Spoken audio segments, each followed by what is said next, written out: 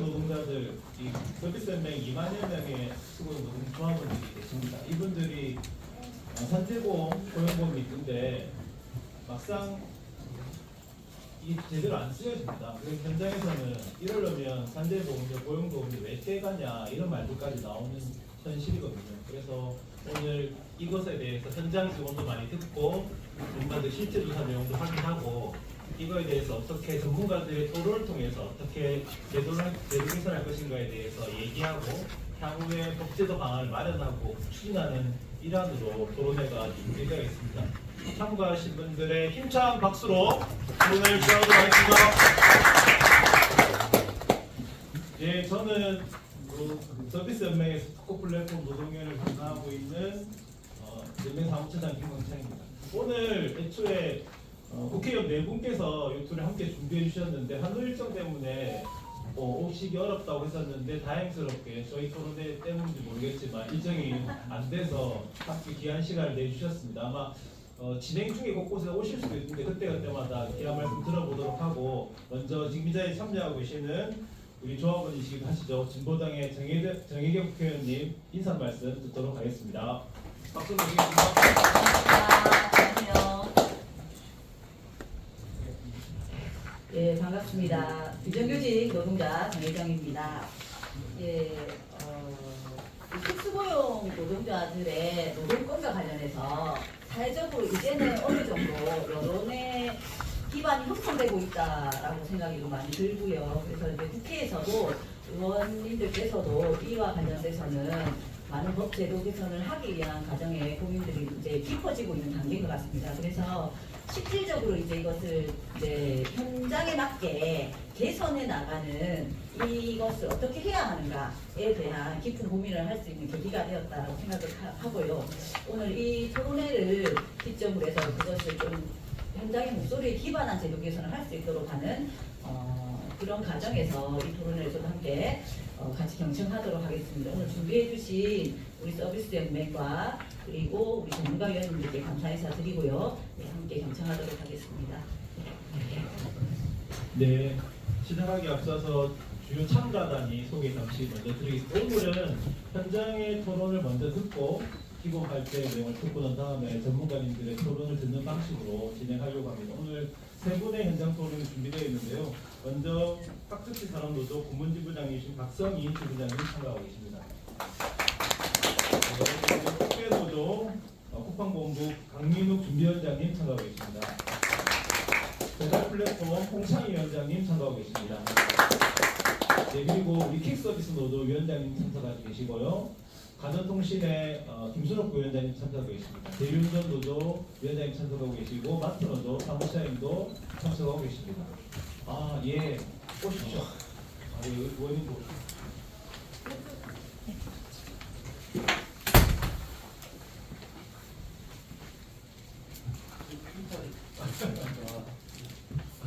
죄송합니다. 아니.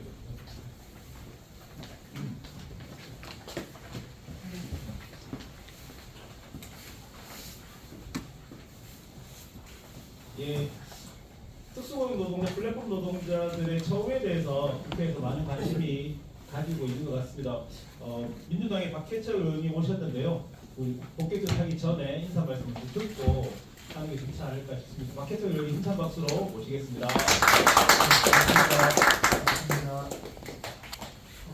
반갑습니다. 저도 올 2월까지 노동조합을 함께했던 함께 있었습니다. 저는 공론위원장을 했었고요. 우리 이 국회 들어와서는 우리 노동자들과 함께하는 동의라면 열심히 함께 했었도록 하고요. 특히 또 특수고용 노동자들의 산재 고용보험제도에 있는 분들은 저도 꽤 많이 관심을 가지는 능력이기 때문에 오늘 주신 말씀을 열심히 듣고 또 국회의원 생활에 있어서 역할을 다하도록 하겠습니다. 고맙습니다. 예, 아마 또 그 사진을 먼저 남기는 게 좋겠다는 생각인데 저는 타당한 제기라고 생각합니다. 예, 우리 일단 이 장소를 좀 남기고 진행하면 먼저 사진 한번 찍으시죠. 나와주시겠습니다.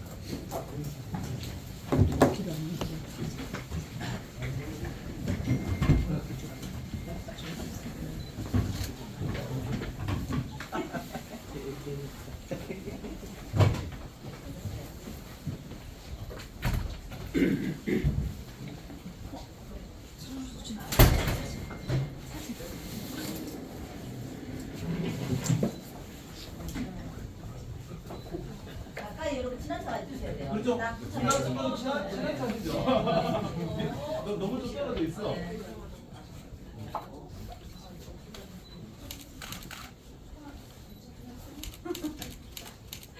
자, 우리 민주로 동행사니까 수행하겠습니다. 하나, 둘, 셋.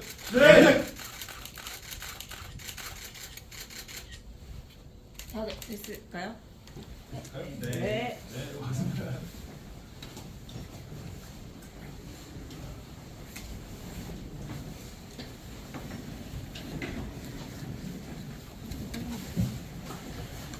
의원님께서도 처음에 현장 동행사를 있으니까. 네.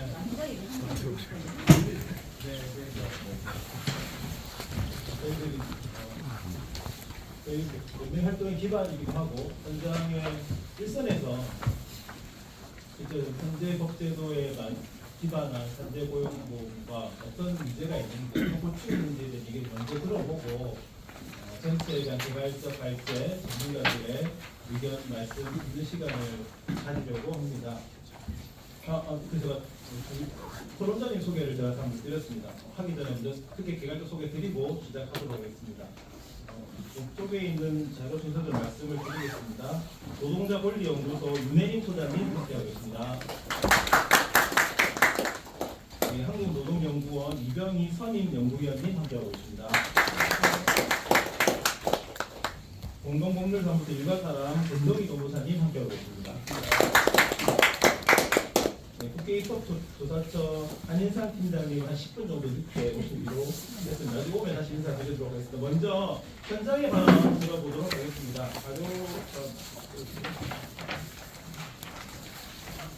자료 개인 자료는 40쪽에 있습니다. 현장보다 첫 번째로 우리 학습지상원 노동조합의 박성희 구본주 회장님들부터 현장이 어떤지 얘기를 들어보겠습니다. 박수로 모시겠습니다.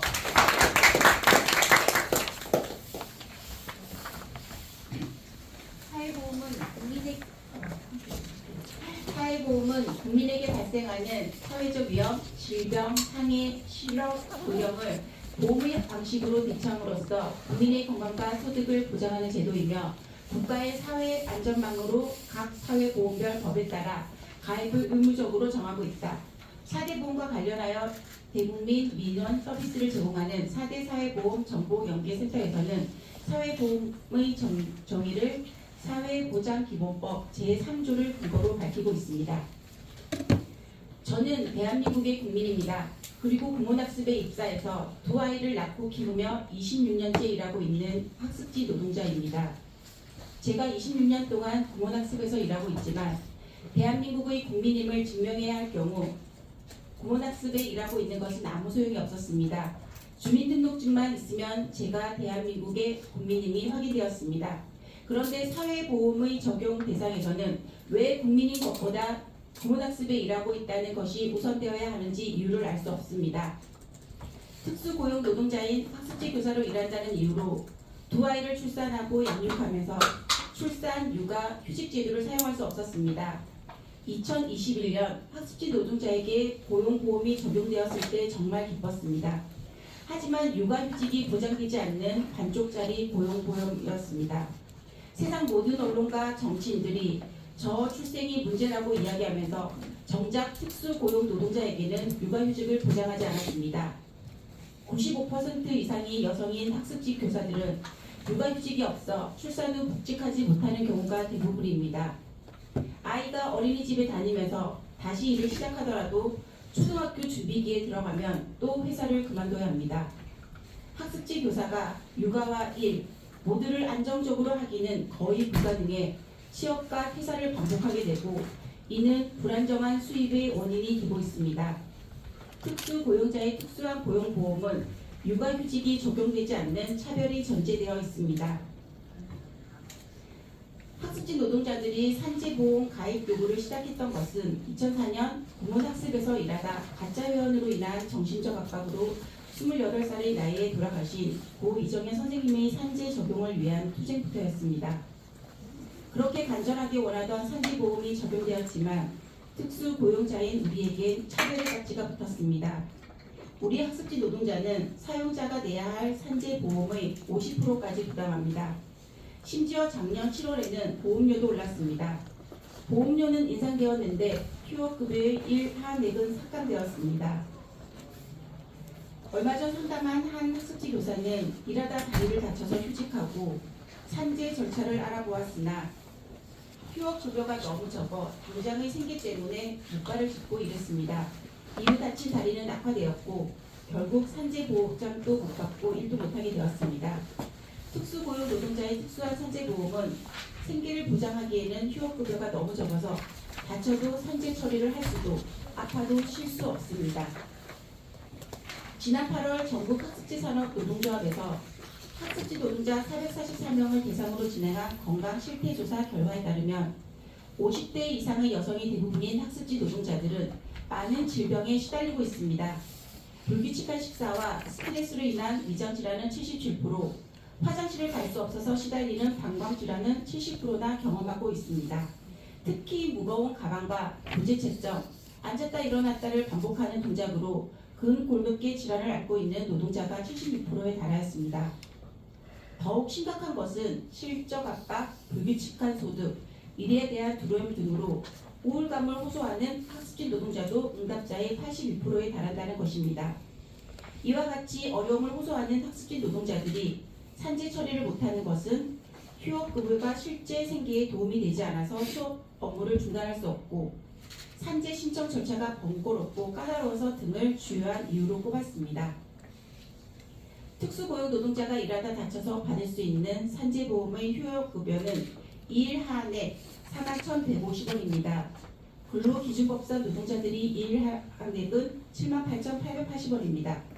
산재 처리를 위한 인정 기준도 특수고용 노동자의 업무를 반영하여 실제 적용이 가능하도록 한 것인지도 알 수 없습니다. 또 특수고용 노동자가 소득 감소로 회사를 그만뒀을 때 받을 수 있는 고용보험의 구직급여의 최저 1한액은 26,600원입니다. 최저임금의 50%도 안 되는 금액입니다. 근로기준법상 노동자였던 선배 학습지 교사들이 하던 업무를 회사는 계약서 한 장만 바꿔서 특수고용 노동자의 업무로 만들었습니다.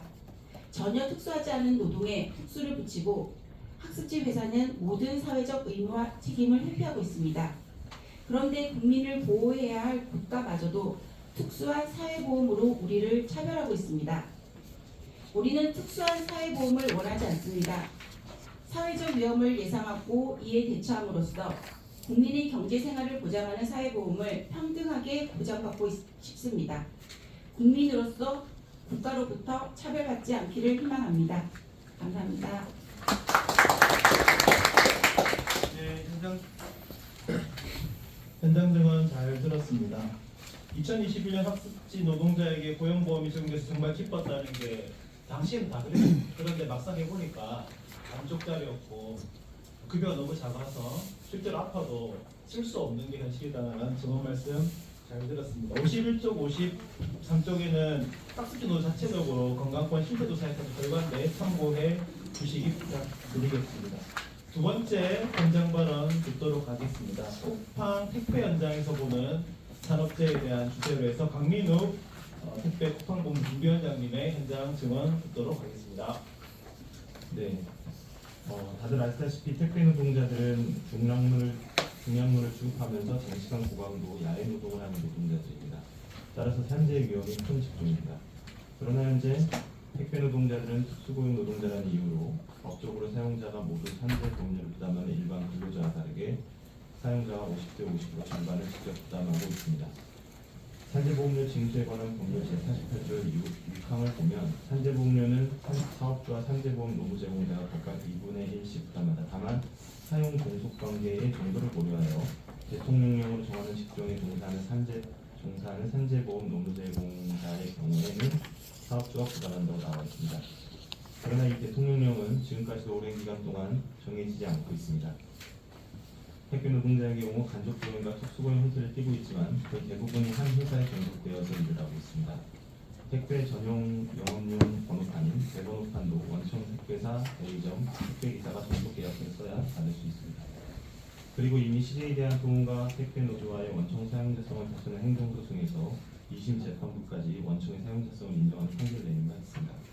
무엇보다 고용노동부가 이 대통령령을 빠르게 마련해야 합니다.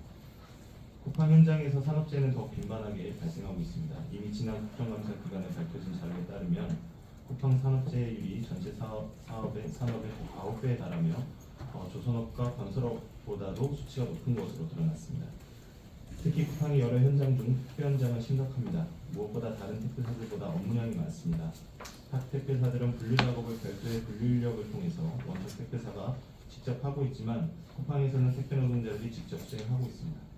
또한 타 택배사들은 하루 한 번 배송을 하지만 쿠팡은 하루에 2차례에서 3차례 배송을 하고 있습니다. 택배 중량물들을 분류하고 차에 싣고 다시 내리고 배송하는 이런 작업을 2~3배 더 많이 하는 것입니다. 뿐만 아니라 타 택배사와 다르게 새벽 배송을 하고 있기 때문에 더욱 산재 위험이 큽니다. 쿠팡에서의 산재에 대해 몇 가지 사례를 말씀드리도록 하겠습니다.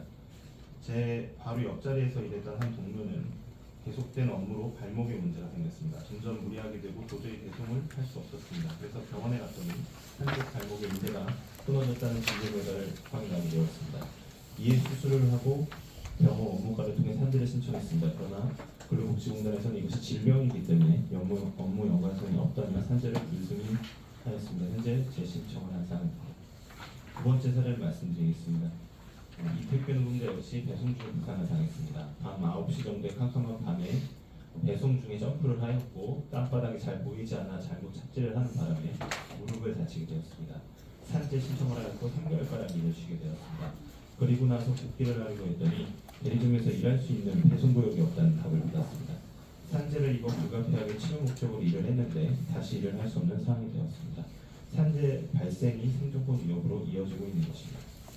마지막으로 지난 21년 택배 노동자 과로로 방지 사회적 합의에 참여한 CJ 대한통운, 롯데택배, 한진택배, 운전택배, 우체국택배는 이 합의에 따라 산재보험료를 모두 영업점이 아닌 원청 택배사가 부담을 하고 있습니다. 그러나 쿠팡은 이마저도 참여하지 않고 있고 원청 택배사인 쿠팡 CLS는 산재보험료를 한 푼도 부담하지 않고 있고 중간 영업점과 택배 기사가 5대5로 부담하고 있는 그러한 시점. 네, 이상입니다. 예, 쿠팡 택배는 자료가 너무 많습니다.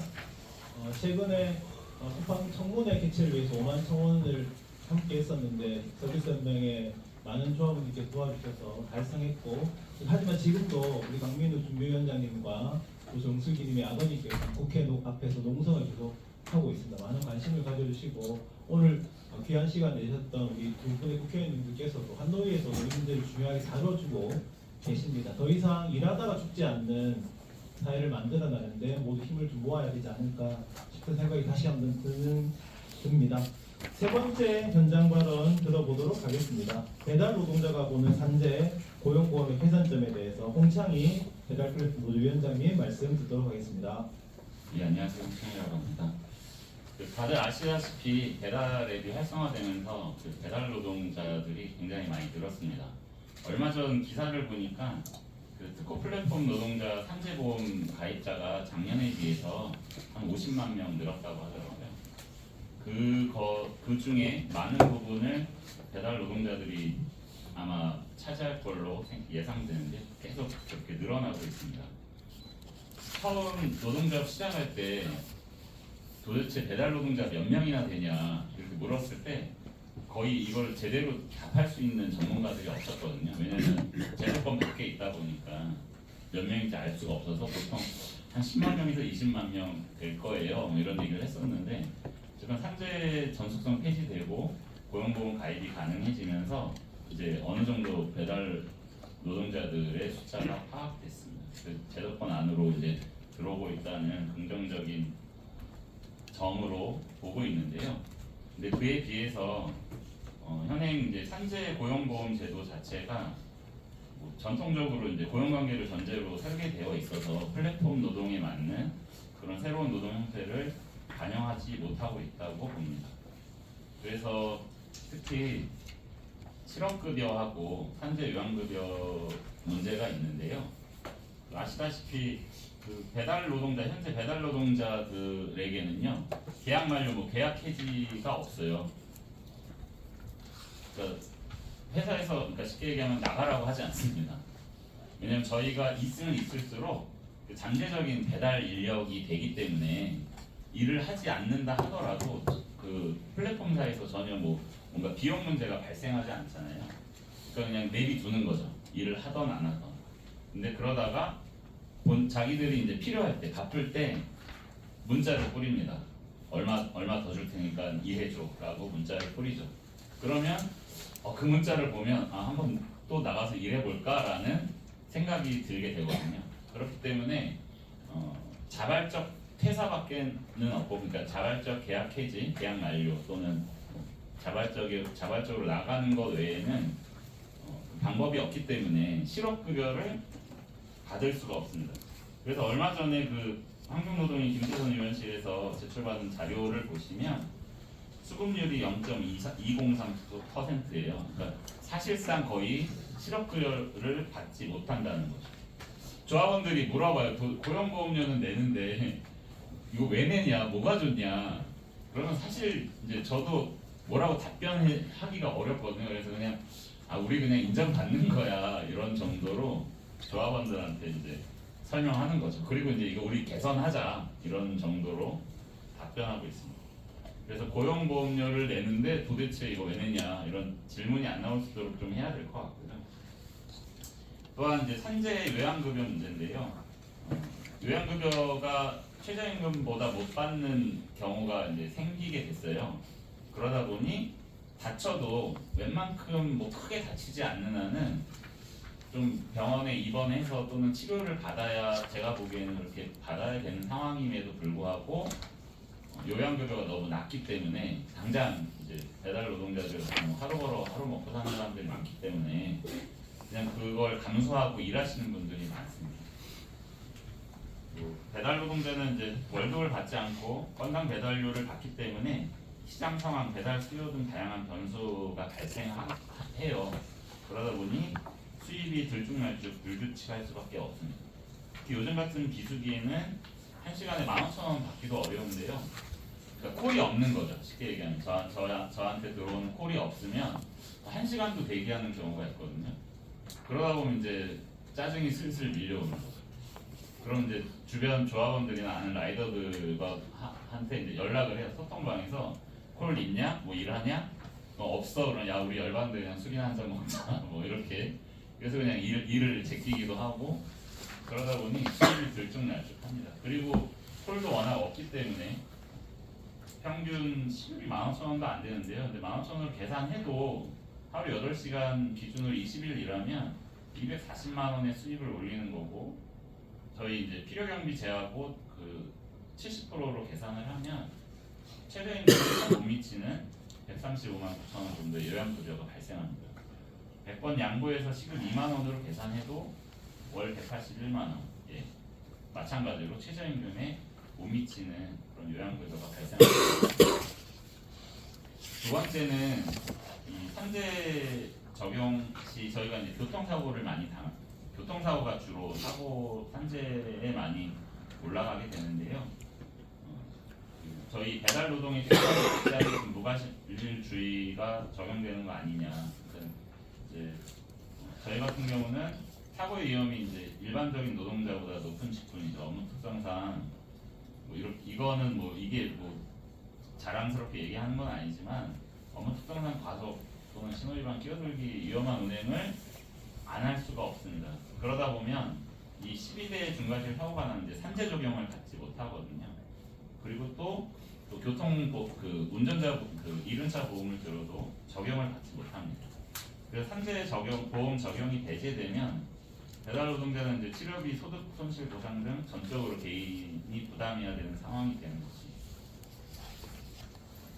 좀 전에 말씀드렸듯이 이 12대 중과실 사고가 나면 과실 비율이 저희가 이제 100이 되기 때문에 교통보험 처리가 안 되거든요. 그러니까 더더욱 치료받기 어려운 조건이 되기 때문에 이 문제가 발생됩니다. 뭐 모든 이 12대 중과실에 다 적용해달라 이렇게 요구하는 건 아니고요. 그러니까 예를 들면 사측에서 이제 아까 말씀드렸듯이 문자 뿌려서 일해달라고 요구하면 1시간에 몇 개 해달라고 하거든요. 몇 개 하면 얼마 줄게. 그게 이제 예를 들면 1시간에 10건, 3시간에 보통 요즘 10건, 12건 하면 한 2만원, 3만원, 4만원 이렇게 더 준다고 하거든요. 그러면 이제 그 숫자를 못 채우게 되면 그 시간, 예를 들면 이제 뭐 5시부터 8시까지다. 8시가 다가오면 다가올수록 되게 초조해집니다. 그래서 한두 건 차이로 이제 예를 들면 못 채우면 그 프로모션을 못 받게 되거든요. 그러면 이제 굉장히 이제 속상한 거죠. 그러면 이걸 달성하기 위해서 이제 속도를 올리게 되고 또는 위험하다고 판단되면 신호 위반도 하게 됩니다. 저도 그런 경험이 있고요. 그렇기 때문에 사고 유발이 높아질 수밖에 없습니다. 그래서 그 한번 매지며 개선책으로 세 가지를 정리해봤는데요. 어쨌건 이 플랫폼 특성에 맞도록 좀 부분 실업, 첫 번째는 실업급여 수급률을 높여라. 그래서 플랫폼 노동의 특성에 맞도록 부분 실업을 좀 인정해달라는 요구입니다. 그래서 자발적 퇴사 기준을 없애거나 소득 감소 기준으로 실업급여를 좀 받을 수 있도록 했으면 좋겠다는 그런 요구가 있고요. 또한 이게 안 되면 근데 고용보험의 효용성을 위해서 저희 같은 경우 예를 들면 그 병가 제도가 이런 것들이 없잖아요. 그래서 그런 것들을 좀 이 플랫폼 노동의 특성에 맞게 그런 것들을 만들어 주시면 어떻겠냐. 두 번째는 현재 요양급여 기준을 좀 변경했으면 좋겠다. 기존 변경되기 전에는 최저임금 기준으로 보험료를 내고 보험료를 받았었거든요. 근데 이제 소득 기준으로 바뀌다 보니 아까 말씀드렸듯이 최저임금 미만이 되는 경우들이 발생됩니다. 그러면 아예 최저임금 기준으로 고용료를 그 산재보험료를 받고 그래서 최소한 그 최저임금을 받을 수 있도록 이렇게 좀 개선하면 어떻겠냐 이렇게 말씀드리고 싶고요. 마지막으로 그 무과실 배달 노동의 특성에 맞는 산재 무과실 주의를 도입해서 최소한의 안전망이라는 사회보험 시스템에 맞게 산재보험이 운영되도록 좀 했으면 좋겠다. 그래서 이 교통사고 12대 중과실 중 플랫폼 기업의 빠른 배달을 장려하는 정책이 과실 발생을 유도한 경우에는 예외 적용을 둬서 산재 적용이 될 수 있도록 했으면 좋겠습니다. 이상 발전하시도록 하겠습니다.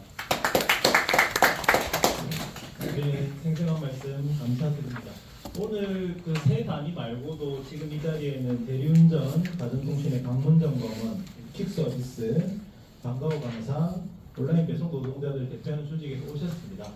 그래서 이분들의 의견은 나중에 전체 전문가 토론 마치고 말씀을 들어볼 수 있는 시간 좀 배정하도록 하겠습니다. 다음으로는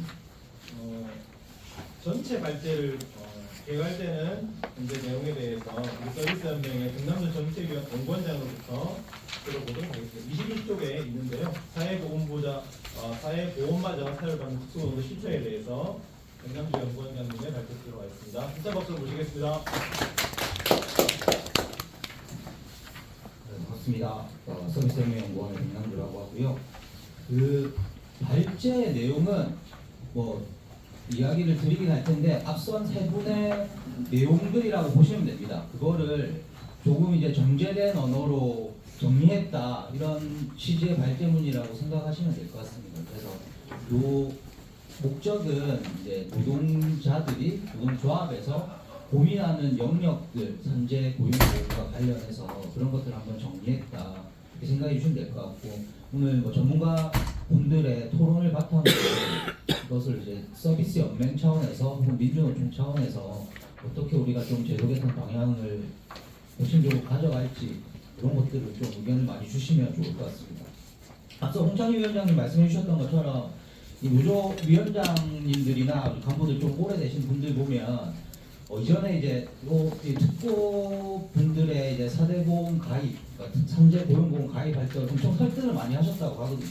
조합원들 입장에서는 이제 자기의 돈이 일정 정도 나가서 지출되시는 부분이라서 그래도 이거 해야 된다, 중요하다 하셨는데 지금은 요걸 상당히 많이 듣고 계시다는 이야기들이 상당히 많이 나옵니다. 그래서 이거 뭔가 좀 개선이 필요한 거 아닌가 이런 고민들이 많이 있고 그래서 그럼 우리가 한번 이걸 정리해보자 이런 차원에서 연맹이 좀 준비했다고 얘기해 주시면 될 것 같고 그 그림과 표를 중심으로 발전해 있는 이야기 드리면 될 것 같습니다. 뭐 다들 사적으로 많이 보셨겠지만 최근에 그 소위 노무 제공자의 산재 사고 등등이 상당히 많이 늘어나고 있고 뭐 산재 기업 1위로 배민 등등이 선정되기도 하고 이런 이제 과정들을 겪고 있습니다. 물론 이것이 그 특보 노동자들이 이제 전속성 기준이 폐지되고 산재보험 가입자들이 쭉쭉 늘어남에 따른 영향도 있을 수 있지만 특보 노동자들 역시 보통 우리가 생각하는 건설이라든지 이런 식의 재해가 많이 날 것 같은 이런 것에 비해서도 상당히 위험한 일들을 하고 계시는 분들이 상당히 많다. 이런 것들도 시사한다라고 생각이 듭니다. 그 산재보험 가입자 및 수급자 수를 한번 보시면 요거를 이제 좀 비교를 해봤습니다. 전체 노동자와 노무 제공자. 그래서 그 최근에 이제 그 국감 지나고 나서 각각 의원실에서 그 관심 있어서 다루셨던 의원실 통해서 좀 자료를 얻어가지고 좀 정리를 다시 한번 해봤다라고 봐주시면 될 것 같고요. 그 2023년 기준으로 보시면 이제 가입자 대비 수급자. 그래서 전체 이제 산재보험 가입자 대상으로 보면 수급률 정도가 1.93% 정도입니다. 노무 제공자는 요 수치가 1.20% 정도 나오고요. 참고로 거기 이제 노무 제공자 부분의 가입자 2023년에 대해서는 수치가 좀 정확히 조정될 필요는 있는데요. 관련한 고민들은 이제 밑에 좀 달아놨습니다. 어디서 가져왔는지 좀 참고하셔서 봐주시면 될 것 같고. 밑에 그 노무 제공자 비율이라고 되어 있는 A분의 B 전체 가입자분의 노무 제공자 비율이 한 7.05% 정도 되는데 수급자 비율은 4.40% 정도 됩니다. 그래서 그 비율의 갭이 이제 일단 정도 존재를 하는 거죠. 그리고 수납액, 그러니까 전체 이제 산재보험 가입자분들이 받으셨던 수납액 대비 노무 제공자분들이 내셨던 수납액 비율이 한 2.55% 정도 되는데 수급액은 그 비율이 한 2.3% 정도 됩니다. 이런 추세는 그 2021년, 2022년 이제 전속속 기준이 폐지되기 전 부분들을 봐도 일정 정도 차이가 나고 있는 것들을 확인할 수 있습니다. 그래서 물론 이제 이 수치만을 가지고는 여러 가지 다양한 요인들이 작용을 하겠지만 일정 정도 우리가 지금에 있는 산재보험, 특보 노동자들의 산재보험을 다시 한번 평가해보고 한번 제도 정비를 한번 해봐야 될 필요가 있는 거 아닌가 정도는 시사하는 수치들이 아닌가 생각이 들고요. 다음 보면 이제 노무 제공자 산재 신청 및 승인 현황이라고 하는 그 표가 두 개가 있습니다. 아래 표와 그 다음 표를 위에 표와 그 다음 표를 비교해 보시면 되는데요. 전체 승인율은 노무 제공 밑에 부분이 노무 제공자고요. 위에 게 전체 근로자인데 승인율은 일정 정도 비슷하게 나오고 있습니다. 그런데 질병 관련한 승인율이 상당히 많이 차이가 납니다. 전체 근로자랑 노무 제공자 사이에. 이것도 이제 일정 정도 우리가 뭔가 좀 체크해야 될 지점이 아닌가 이렇게 좀 생각이 들었고요. 고용보험 부분으로 넘어가셔서 특히 이제 그 특보 노동자들 같은 경우에는 소위 이제 개수인 문제, 건당 보수를 받는 이런 형태의 이제 근로를 하고 계십니다. 그래서 이게 그 일감의 변동성이나 소득의 변동성이 상당히 클 수밖에 없는 이런 이제 형태의 고용 일을 하고 계시고 그런 면에서 일단 이분들에게 있어서 실업 이런 개념이 도대체 어떠해야 되는지 역시 우리가 좀 더 새로운 접근이 좀 필요한 거 아닌가 이렇게 좀 고민이 들고요. 일종의 이런 이제 퇴사를 한다 이런 개념과 함께 이런 고용 불안, 소득의 변동성 이런 건 역시 일정 정도 보호해야 되는 이런 것들이 이제 요구들이 생겨난다고 생각이 들고요. 코로나 이제 거치면서 여기 와 계시지만 방과후 강사 같은 분들은 학교 문을 닫으니까 소득이 0이 됩니다. 그리고 학습지 교사나 방문 점검 같은 분들이 가정집에 방문하셔가지고 일정 정도 이제 업무를 보셔야 되는 이런 분들은 이제 상당히 그러니까 대면 접촉이 상당히 어려워짐에 따라서 소득 감소에 고용 불안 이런 것들을 겪을 수밖에 없는 이런 것들을 우리가 좀 경험해온 사실들이 있습니다. 네. 그렇고 그래서 그 고용보험 가입자 및 수급자 수 그 표를 보시면 이것도 그냥 전체 노동자와 노무 제공자를 좀 비교를 해본 건데요. 신청률 이제 구직급여를 신청한 비율이 2023년 기준으로 전체 노동자는 여기 신청률 보시면 8.1% 정도 됩니다. 근데 노무 제공자를 보시면 A-분의 B-라고 되어 있는 0.7% 정도에 불과합니다. 그리고 수급률, 그러니까 전체 가입자분의 수급자 수를 이제 보면 그 전체 근로자 같은 경우에는 10.8% 정도 되는데 노무 제공자 같은 경우는 0.7% 정도에 불과합니다. 이 역시 이제 갭이 상당히 이제 크게 나타나고 있죠. 물론 앞서 이야기 드렸던 것처럼 이 역시 다양한 요인과 원인들에 기인하는 부분도 있을 겁니다. 근데 적어도 고용보험 제도라고 하는 게 특수고용 노동자들에게 있어서 일정으로 다시 한번 재평가돼야 되는 부분이 존재한다라고 하는 것만큼은 드러낼 수 있는 수치라고 생각을 합니다.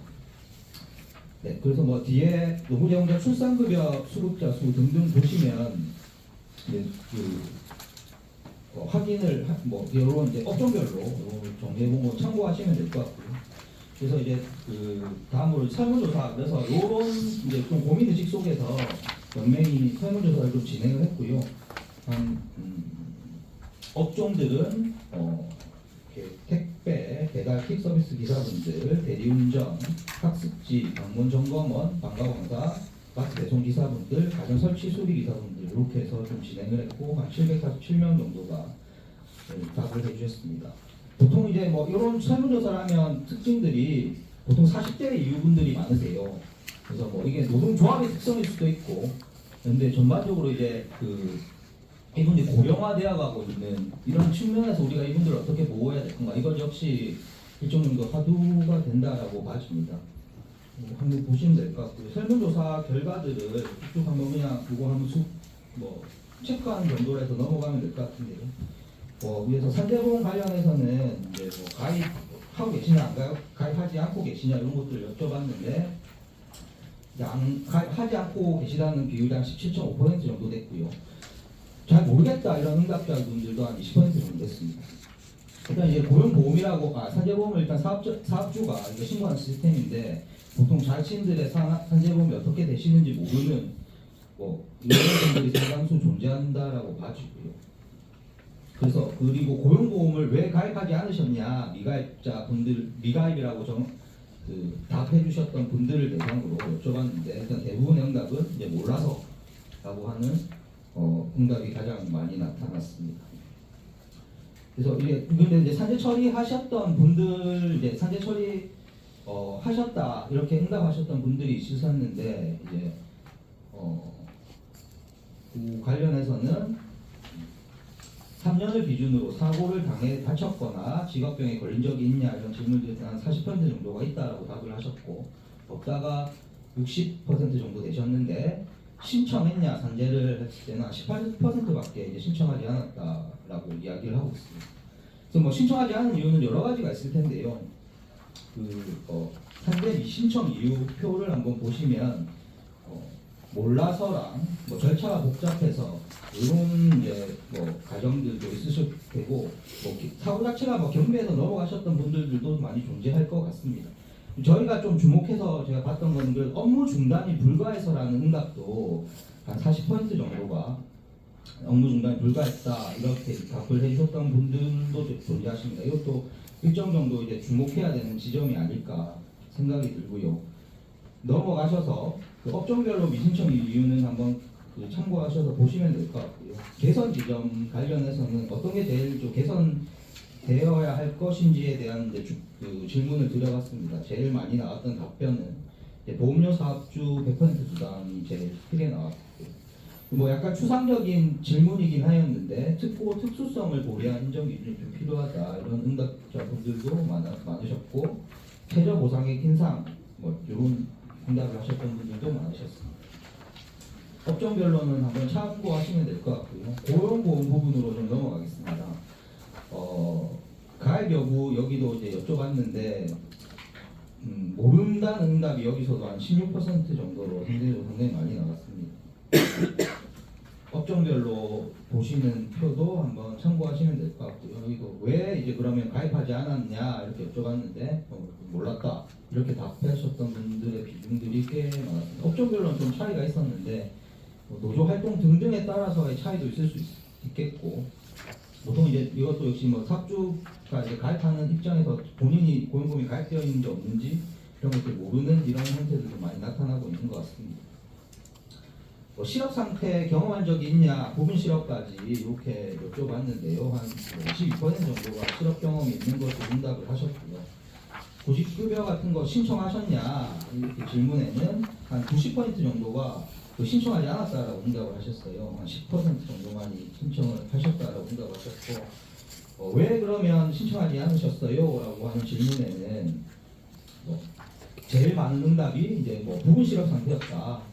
뭐 이렇게 응답을 많이 해주셨습니다. 그리고 뭐 해당되는지 몰라서 응답 비중도 상당히 높게 나타났습니다. 뭐 미신청 이유 관련한 업종별은 조금씩 차이가 나긴 하는데 한번 참고하셔서 보시면 될 것 같고요. 그리고 이제 보통 이제 고용보험 안에는 특고 노동자들에게는 출산 전후 급여라고 하는 것들도 이제 제도가 존재하고 있습니다. 그런데 대다수는 한 뭐 86% 정도가 출산 전후 급여에 대해서 모르고 있었고 출산 전후 급여를 신청한 경험이 있는지에 대한 질문은 거의 대답이 한 1% 정도밖에 나오지 않았습니다. 그리고 이제 뭐 솔직히 고용보험에는 이제 뭐 실업수당 기능만 있는 게 아니라 뭐 육아휴직 급여라든지 직업 능력 개발 등등의 기능들을 보통의 고용보험은 좀 가지고 있는데 여기에 대한 필요성 정도를 여쭤봤는데 이런 정도 수치가 나왔다 참고하시면 될 것 같습니다. 한액 그 구직급여 수준 한액에 대한 고민들도 상당히 많이 이제 뭐 제가 이제 현장에서 만나시는 노동자분들을 보면 한액 이야기들 상당히 많이 하십니다. 그래서 이건 뭐 실제로 뭐 도움이 되느냐 이런 걸 여쭤본 건데요. 당연히 이제 많이 도움이 안 된다는 응답을 많이 하셨고요. 참고하시면 될 것 같고 개선 지점 고용보험 제도에 대한 개선 지점 관련해서는 급여 수준 인상이랑 부분 실업 인정에 대한 응답자 비중이 가장 높게 나타났습니다. 네, 이렇게 해서 설문조사 이야기 마치고 이제 시사점 몇 가지 정리를 해서 이야기 드리고 발제를 마치도록 하겠습니다. 일단은 일단 급여 수준에 대한 이제 고민들이 뭐 전반적으로 상당히 많으신데 후역 급여 지급액의 현실화가 필요하다 이런 이야기들이 많이 하십니다. 아까 뭐 여러 현장 발언에서도 확인되는 것처럼 특고 노동자 같은 경우에는 뭐 보통 실업이라고 죄송합니다. 당장 그냥 본인이 어떤 접속을 하거나 내가 어디 지구에 가가지고 일감을 받아오면 당장 이제 일을 할 수 있는 이런 형태이기 때문에 이렇게 제대로 쉬지 않고 일을 이제 시작하게 될 가능성이 상당히 많은 이런 이제 또 구조적인 요인이 있는 것 같습니다. 그래서 휴업급여 이거 이용료 연실 자료를 좀 확인해서 휴업급여 1일 평균 지급액 비교를 해본 건데요. 2023년 기준으로 보시면 노동계공자 전체는 한 7만 원 정도, 전체 노동자분들은 한 10만 원 정도. 그래서 이 정도 이것 역시 갭이 존재하고 있는 게 사실입니다.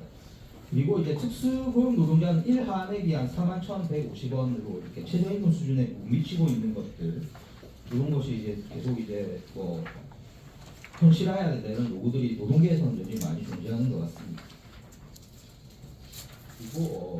그리고 요거 1일 휴업급의 1일 평균 지급액 보시면 2022년, 2023년, 2024년 8월 보시면 업종마다 조금씩 차이가 있긴 한데 전체로 보면 2022년에서 2023년으로 넘어오는 2023년에서 2024년으로 넘어오는 과정에서 1인당 휴업급여가 좀 줄어들었습니다. 여기에 대한 좀 왜 줄어들었을까? 왜 전체 노동자, 노무제공자의 갭이 존재할까? 이런 데 대한 논의 이런 것도 좀 필요하지 않냐 이렇게 봐지고요. 구직급여 같은 경우에도 마찬가지입니다. 다음 표를 보시면 수급 종료자 평균 수급액 및 평균 수급 기간이 나와 있는데요. 수급자 전체, 그러니까 전체 노동자를 대상으로 했을 때 한 910만 원 정도 1인 평균 지급액으로 나오고 평균 수급 기간은 한 155일으로 나타나는데 노무제공자 같은 경우에는 640만 원에 139일 정도 차이가 존재합니다. 그리고 실업수당 하한액도 여전히 이제 문제로 제기가 되고 있는데 보통 이제 근로자 같은 경우에는 이제 최저임금액의 80%가 한액으로 잡혀 있는 반면에 특고 노동자들은 뭐 고용노동부 고시, 뭐 기준 모수 등등을 기준으로 해서 실질적인 한액이 한 26,600원 정도로 적정하는 것들이 현실입니다. 부분 실업 관련해서는 아까 뭐 행정관에서 계속 이야기가 나왔던 것처럼 실제 이제 특고 노동자들에게 있어서의 실업이 무엇인가 이런 이제 좀 근본적인 좀 논의를 다시 한번 해볼 필요가 있을 것 같고 여기에 대한 이제 좀 뭐 제도 개선이라든지 이런 방안들을 우리가 좀 더 구체적으로 모색해야 되는 시기가 아닌가. 그리고 이 일정 이제 고용보험 제도 안에는 소득이 일정 정도 감소하면 특고 노동자들에게 일정 정도 이제 그 실업 급여를 신청할 수 있게 되는 이런 이제 제도들이 존재를 하는데 이건 역시 이제 대기 기간이 상당히 깁니다. 실제로 대기 기간이 상당히 긴 상황에서 그 기간만큼을 이렇게 버티고 있어야 되거든요. 아무 일도 하지 않고 그런 제도들이 과연 뭔가 좀 합당한가 이런 고민들을 좀 할 필요가 있을 것 같고 30% 이상 소득이 감소한 것을 기준으로 60% 수준의 실업급여가 지급됩니다. 그런데 이 정도의 이제 금액을 받고 이 특고 노동자들이 그냥 계속 좀 더 좋은 일자리, 자기 직업 능력을 개발하면서 뭔가 새로운 일자리를 모색해 볼 수 있을까 이런 질문을 던져본다면 거의 뭐 그냥 기존에 했던 일을 좀 아프거나 뭐 또 다른 일자리를 그냥 찾아보게 될 것 같거든요. 이런 것들을 좀 우리가 사회적으로 고민해야 되는 거 아닌가 싶고요. 차별적 제도의 개선 부분입니다. 고용보험 기능의 확대 뭐 많이 이야기 나오는 것처럼 고용보험은 직업 능력 개발이나 모성보호 기능도 포함하고 있습니다. 특고 노동자들에게 적용되지 않고 있고요. 그리고 일반 그 직업 능력 개발 부담금의 보험료 같은 경우에는 노동자와 그 사용자가 반반씩 부담하는 게 아니라 사용자가 일체를 부담하고 있지 않습니까? 이런 부분 역시 이제 특고 노동자 입장에서는 상당히 좀 차별적인 제도 아니냐 이런 문제 제기를 좀 할 수 있지 않나 이렇게 고민이 좀 들고요. 실제로 직업 능력 개발을 오히려 그냥 그 특고 노동자들이 더 많이 해야 되는 이런 처지에 있는 분들도 많이 있으신 것 같거든요. 한편 막 이야기 들어보면 뭐 배달 하시는 분들이나 뭐좀 술자리나 이게 지나가시는 말로는 이제 하는 거 다 해보다가 안 돼가지고 여기까지 왔다 등등의 이야기들을 많이 하세요. 근데 이분들의 나이들이 이제 뭐 40대, 50대 이렇지 않습니까? 그래서 이제 뭐 이분들에 대한 좀 직업 훈련이나 능력 개발에 대한 것들이 사회적으로 훨씬 더 관심 가져야 되는 부분 아닌가. 그런데 이분들에 대한 고용보험 제도 안에서는 이게 커버되고 있지 않은 그런 문제들이 이야기가 되고 오고 있었고요. 산재보험료 사업주 부담도 이게 뭐 노동계에서 계속 이야기하고 있는 부분인 것 같습니다. 물론 뭐 이 그러니까 노무 제공자라고 하는 노동 특성에 대한 종속성 정도 등등을 뭐 고려해서 제도가 도입된 걸로 이해하고 있는데 하지만 이게 좀 차별적인 부분, 사회보험에서 이런 좀 차별을 지향해 나가는 정도의 우리가 이런 이제 좀 고민을 해본다면 이분도 한번 제고해 볼 필요가 있지 않나. 그리고 지금은 이제 뭐 이게 아까 그 쿠팡 위원장님께서 말씀해 주셨던 산재부 징수법 49조 4항 그 단서조항에서 대통령을 정하는 부분 이 부분에 대해서도 뭐 지금 이제 이게 뭐 그 위헌 소송이 있었고 이게 제대로 안 된 걸로 알고 있는데 하지만 이게 법률에는 일정도 과거에 대통령령을 정해서 직종에 종사하는 그러니까 어떤 직종에 대해서는 사업주가 전액 산재보험료를 부담할 수 있도록 명시된 조항들이 있었지 않습니까? 이 조항이 뭐 지금의 뭐 위헌이 아니냐의 문제를 떠나서 이 조항들이 있었던 이유는 그 당시에 일정 정도 이런 것들을 사회적으로 고민해본 영역들이 여전히 이제 소위 뭐 흔적이라고 해야 될까 이런 것들이 남아 있다라고 한다면 우리가 왜 이런 고민들을 했을지 다시 한번 끄집어낼 필요가 있는 부분 아닌가 그렇게 생각이 듭니다. 끝으로 기타 몇 가지 말씀드리면 아까 업무 중단 대책이 필요하다라고 그 세무조사 결과에도 나타나고 있는데요. 보통 그런 경우들이 많아요. 내가 이제 뭐 택배 같은 경우에 내가 뭐 산재를 당하면서 쉬었으면 다시 그날 가보면 내 구역이 달라져 있습니다. 근데 내가 이제 그 뭐 A라는 구역이 있으면 내가 거기에 최적화되어 있는 업무를 지금까지 해왔던 거거든요. 그런데 뭐 일정 정도 쉬고 왔더니 다른 쪽에 이제 배송을 하게 되는 등등의 이런 문제들. 그리고 뭐 설치 수리 기사분들은 이런 이야기를 하세요. 막 이 천정 내가 내 구역에 있는 빌딩의 천정 구조를 나는 눈에 다 그려진다 이런 이야기를 하시거든요. 그러니까 설치를 하려면 이렇게 천정 작업들을 하시는 경우들이 많으신데 이게 뭐 경력들이 많이 쌓이신 분들은 저 빌딩에는 천정 구조가 저렇지 이런 거 다 알고 계신데요. 근데 이게 조정이 되면 상당히 업무들이 어려워지는 그런 현상들도 발생을 합니다. 그리고 뭐 가정집에 방문해서 어떤 작업을 하면서 판매를 또 해야 되는, 고객 관리를 해야 되는 이런 이제 업종들 같은 경우에는 여기 지역이 조정되거나 방문한 지역들이 조정되면 지금까지 자신들이 관리해왔던 이 고객들, 영업을 위해서 관리했던 고객들이 확 바뀌게 되는 이런 현상들이 나타나는 거거든요. 이런 부분에 대한 좀 대책들도 좀 필요한 거 아니냐 싶고, 끝으로 그 마지막 그림을 보시면 노무 제공자, 고용보험 피보험 자격 상실 규모 있는데요. 대부분의 상실을 했던 이유가 86% 정도가 소득 기준이 미충족되어서입니다. 그래서 이것 때문에 고용보험 피보험 자격을 상실하고 있거든요, 대부분이. 여기에 대한 좀 제도 개선도 필요한 거 아니냐, 이렇게 좀 정리될 것 같습니다. 이상입니다. 예, 감사합니다. 발표를 들으면서 저희가 이거 산재보험과 고용보험이 초기 도입된 과정에서 당시에 많은 정보부처 관계자들 논의를 많이 했을 때 그때 저희들이 당시에 지적했던 게 그대로 다 현실화되고 있습니다. 요양급여와 실업급여에 부족하다, 이 문제가 생길 거다. 그리고 부담을 왜 우리만 50% 내야 되느냐, 그리고 소득기준이 준수되면 이 자격 자체가 상실되는 것들 당시 우리가 얘기 다 했었던 거거든요. 근데 이게 다시 현실로 드러나는 것이 좀 확인되는 거라서 이 문제를 이제는 바꿔야 될 때가 왔다라는 생각을 발제를 들으면 저는 더 많이 들었습니다.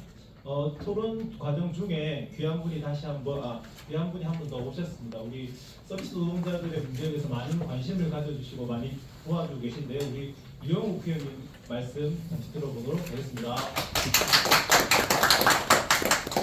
네, 더불어민주당 한노위에서 활동하고 있는 이용우라고 합니다. 네, 기자회견 마치고 오느라고 조금 늦었습니다. 양해 말씀을 드리겠고요.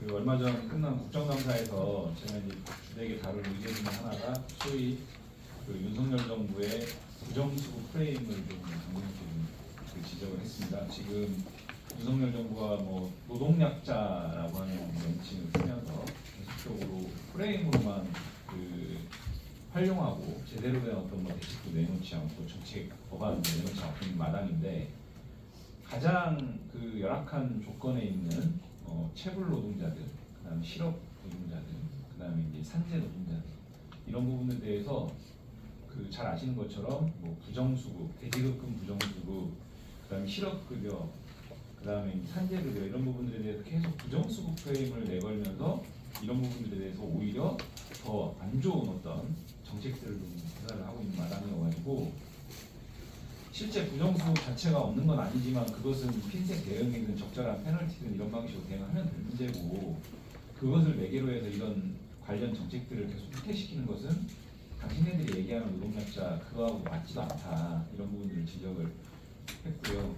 오늘 주제가 이제 어떻게 보면 산재 고용보험의 뭐 완전한 사각지대 또는 일정 부분 제대로 작동하지 않는 이 영역에서의 제대로 된 개선, 이런 부분들과 관련된 내용인 것 같습니다. 기본적으로는 전국민 산재보험 고용보험의 방향으로 정책들이 좀 계속적으로 추진돼야 된다는 생각을 갖고 있고요. 지금 여러 말씀 주신 것처럼 보험급여가 좀 현실화될 필요가 있습니다.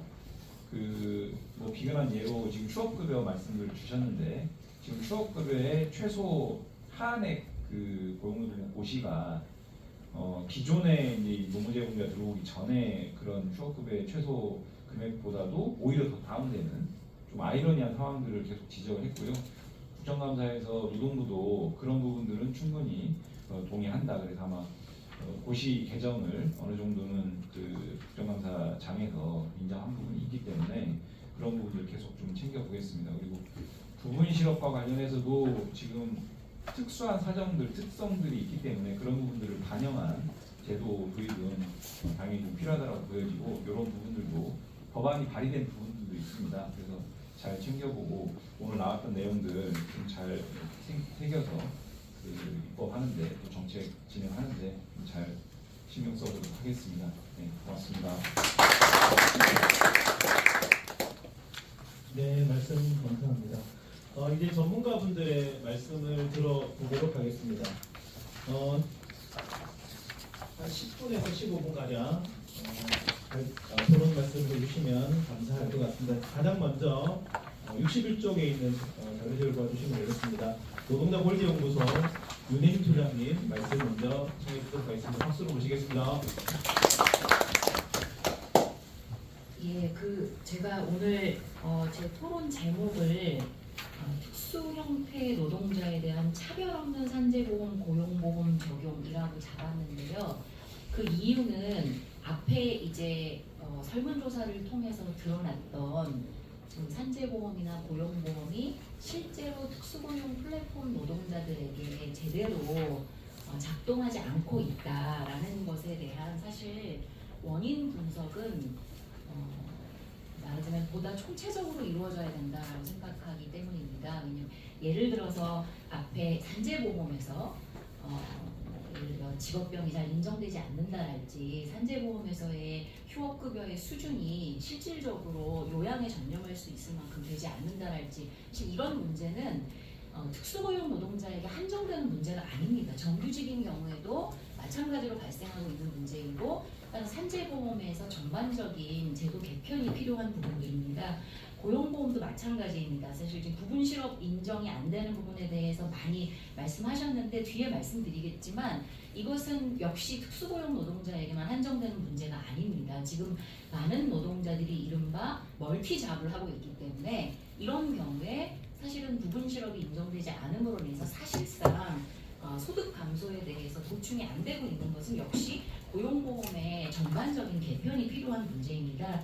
그래서 이 부분들을 시간 관계상 다 다룰 수가 없기 때문에 저는 오늘 중심적으로는 지금 산재보험, 고용보험이 굉장히 문제가 많이 있는데 그래서 이른바 정규직 노동자들에게도 제대로 안전망으로서 역할을 하고 있지 못한데 여기에 더해서 특수고용 플랫폼 노동자들에게 차별하고 있는 그 원인이 무엇인지라는 부분에 집중해서 말씀을 드리도록 하겠습니다. 저는 그 차별의 뿌리, 비극의 시작은 바로 2008년에 산재보험법에 지금은 이제 그 노무제공자로 명칭이 바뀌었습니다만은 특수형태 근로종사자 특례 규정이 들어간 것이 현재의 차별의 사회보험 적용 차별의 시작이라고 생각을 합니다. 앞에 발제문 61조에 밝힌 것처럼 사실 노무현 정부 시절에 특수고용 노동자들을 노동법적으로 보호해야 한다라는 논의가 있었습니다만 이것에 사용자들이 반대를 하고 정부도 당시 국민위원들 사이에 사회적 합의가 이루어지지 않았다라고 해서 특수고용 노동자에 대한 노동법적인 보호는 일단 그 추후의 논의 과제로 넘기면서 우선적으로 산재보험을 적용하겠다라고 하면서 들어온 것이 바로 특수형태 근로종사자 특례 조항입니다. 네, 지금은 이제 노무제공자로 바뀌었습니다만은 사실 기본 구도는 똑같은데요. 61페이지의 그 상자 안에 넣은 것처럼 이것은 기본적으로 산재보험이 온전히 적용되는 노동자는 근로기준법의 근로자다라고 하는 원칙을 가지고 있고요. 특수형태 근로종사자는 근로자가 아니다라는 것을 전제를 하고 들어갑니다. 근로자가 아니면서 그래서 규정에도 있는 것처럼 근로기준법이 적용되지 않는다. 근로기준법의 근로자가 아니다라고 하는 것을 사전적으로 단정을 지으면서 그런데 보호의 필요성이 있기 때문에 말하자면 이들은 근로자가 아닌 자연인이지만 산재보험을 특수하게 즉 차별적으로 적용을 하겠다라고 제도가 도입되게 된 것입니다. 이것은 사실 지금까지도 지금은 노무제공자로 바뀌었습니다만은 동일한 문제를 낳고 있는데요. 첫 번째는 그 자료집 62페이지에 있는 것처럼 이것은 아주 구조적으로 오분류를 조정하는 방식이죠. 말하자면 여기에 제도 자체가 현재 산재보험도 그렇고 고용보험도 그렇고 이런 특수고용이나 플랫폼이라고 특수형태 근로종사자의 시행령으로 직종으로 정해지면 예를 들어 배달노동자가 그 직종으로 시행령으로 포함이 되게 되면 이들은 사전적으로 근기법의 근로자가 아니기 때문에 노동법적인 보호를 받을 수 없다라고 하는 것을 행정당국이 전제하는 것입니다. 그래서 배달노동자에 대해서는 산재보험법에서 차별적인 보호만 하겠다라고 하는 것으로 제도가 설계가 된 것이죠. 그래서 이것은 사실은 여러 가지 법원에서 다투어 봄에 따라서 배달 노동자도 얼마든지 근기법의 근로자로 인정받을 수 있음에도 불구하고 사전적으로 5분류를 낳는 방식일 뿐만 아니라 한국 표준 직업 분류에 따른 어떤 직종에 종사한다는 이유만으로 이 특수 형태 근로 종사자 규정에 포함되거나 또는 포함되지 않는 아주 우스운 상황을 낳게 됩니다. 예를 들면 학습지 교사는 2008년 산재보험이 적용될 때부터 시행령으로 들어갔는데 그럼 학습지 교사가 근로기준법의 근로자에는 해당이 안 되는 거냐라고 하는 것은 분명히 법적으로 따져볼 필요성이 있습니다. 그리고 실제로 근로기법상 근로자로 인정을 한 판례도 있습니다. 근데 더 우스운 것은 시행령의 표준 직업 분류로 가정을 방문하는 방문 학습지 교사라고 직종이 분류가 되다 보니까 같은 학습지 업종인데 예를 들면 지금 온라인 학습지 상담 교사들은 포함이 되지 않고 있습니다. 같은 그 직업군인데요. 예를 들면 산재로부터 보호할 필요성이 굉장히 높은 우리 지금 애니카 그 교통사고 조사원처럼 교통사고 조사원들도 포함되지 않고 있습니다. 그 이유도 그 직종이 시행령으로 규정되지 않고 있다라고 하는 것 때문에 그렇습니다.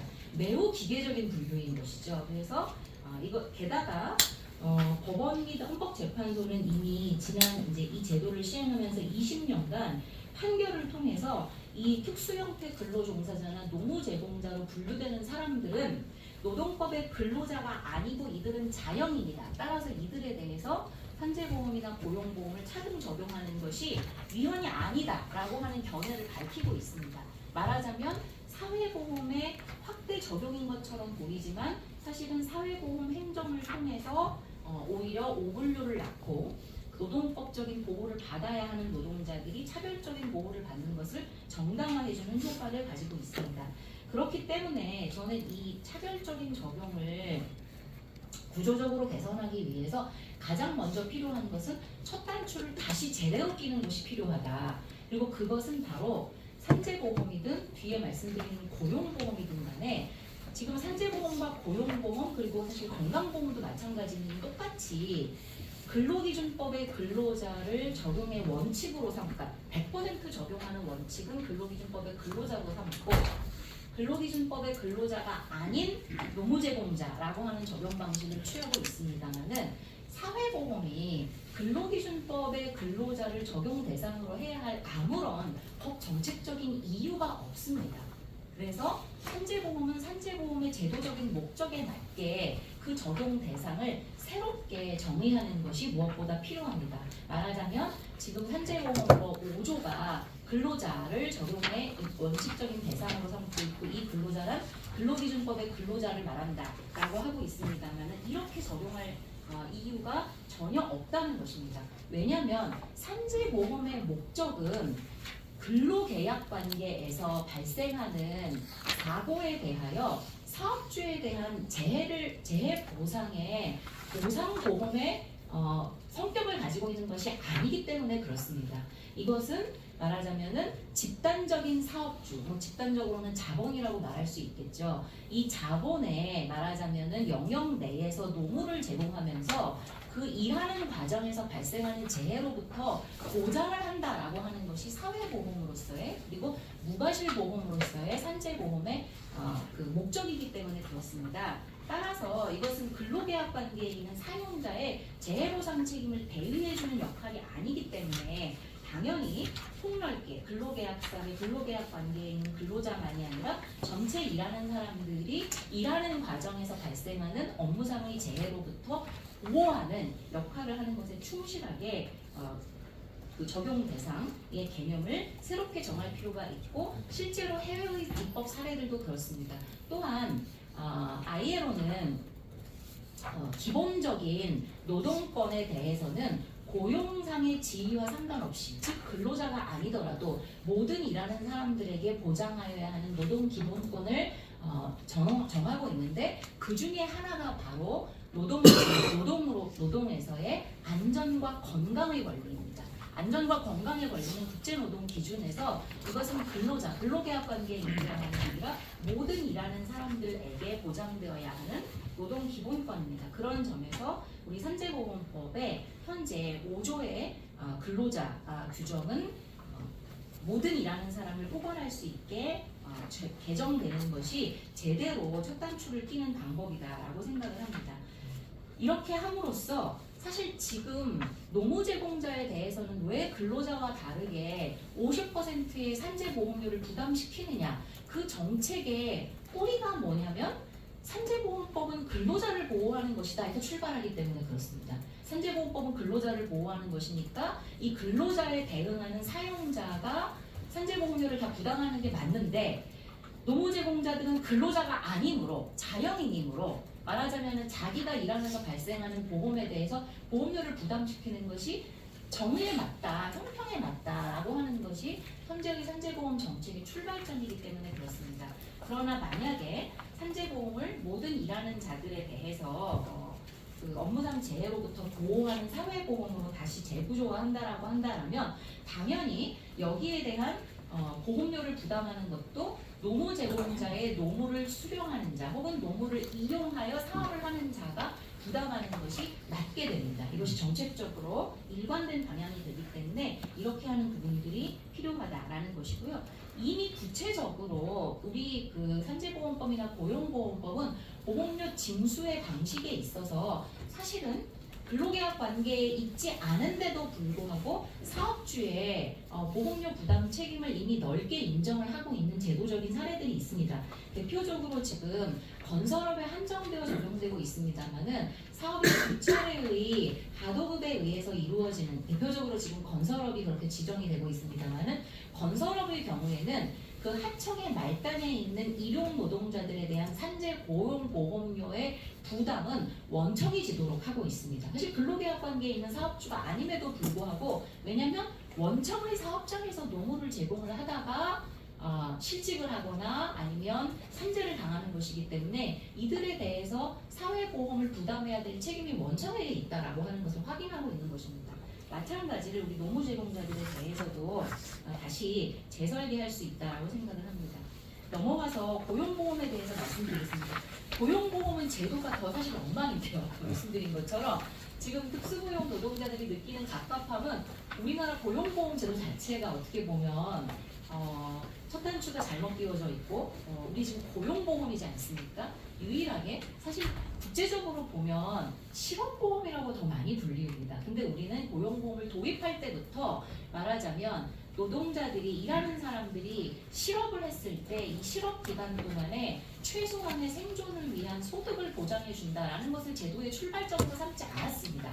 그렇게 하는 것이 아니라 말하자면 노동시장에서 유연하게 해고나 이런 것들이 이후에 실업이나 이런 것들이 이루어지게 됐을 때 이 사람들이 다시 일자리를 찾아서 쉽게 말하면 구직을 빨리 해서 재취업을 하도록 고용을 촉진하기 위한 일종의 이런 노동 유연화에 대한 사회 안전망으로 고용보험이 출발을 했기 때문에 고용보험은 사실 제도가 엉망진창이긴 한데요. 그럼에도 불구하고 지금 어쨌든 이 엉망진창인 제도에서라도 차별 없는 그 적용을 하기 위해서는 마찬가지로 고용보험도 법적인 사각지대를 축소할 필요가 있다. 근데 이것은 사실 또 노무 제공자에게 한정되는 문제는 아닙니다. 우리나라 고용보험이나 실업급여 제도의 가장 핵심적인 문제는 뭐냐면 정규직 전일제로 일하는 사람들이 더 많은 보호를 받고 더 많은 실업급여를 받도록 설계가 되어 있고, 오히려 일용직이나 호출 노동을 한다거나 단기간 일을 한다거나 이렇게 해서 더 불안정한 일자리, 말하자면 주기적으로 실업을 반복하는 불안정한 일자리에 있는 사람들이 오히려 더 실업 인정을 받기가 어렵고 더 실업급여를 받기 어려운, 보호의 필요성이 있는 사람들이 더 보호를 받지 못하게 제도가 설계되어 있습니다. 이것을 사실은 바꿔내지 않으면 사실은 이런 호출 노동의 특징을 가지고 있는 노무 제공자들, 플랫폼 노동자들에게 실효성 있는 고용보험에 적용이 되기가 어렵습니다. 그래서 이제 이와 관련해서 현재의 법적인 사각지대, 예를 들면 복수의 일자리에서 일을 하고 있는 호출 노동의 특징을 가지고 있다거나 일용 노동자들의 특징을 가지고 있고 단시간, 초단시간 예를 들면 소정근로 시간이 60시간 이하인 사람들, 이런 사람들에게 어떻게 실질적인 실업의 인정이나 충분한 구직급여나 이런 것들이 이루어지도록 제도를 개선할 것인가와 함께 가지 않으면 사실은 노무 제공자에 대한 현재와 같은 특례 규정만으로는 실효성 있는 적용이 이루어지기 어렵기 때문에 마찬가지로 법적인 사각지대를 축소하는 고용보험의 말하자면 적용 대상의 개편이 반드시 필요하다고 생각을 합니다. 마지막으로 시간 관계상 사실 그 부분 실업에 대한 그 얘기들을 많이 하셨는데요.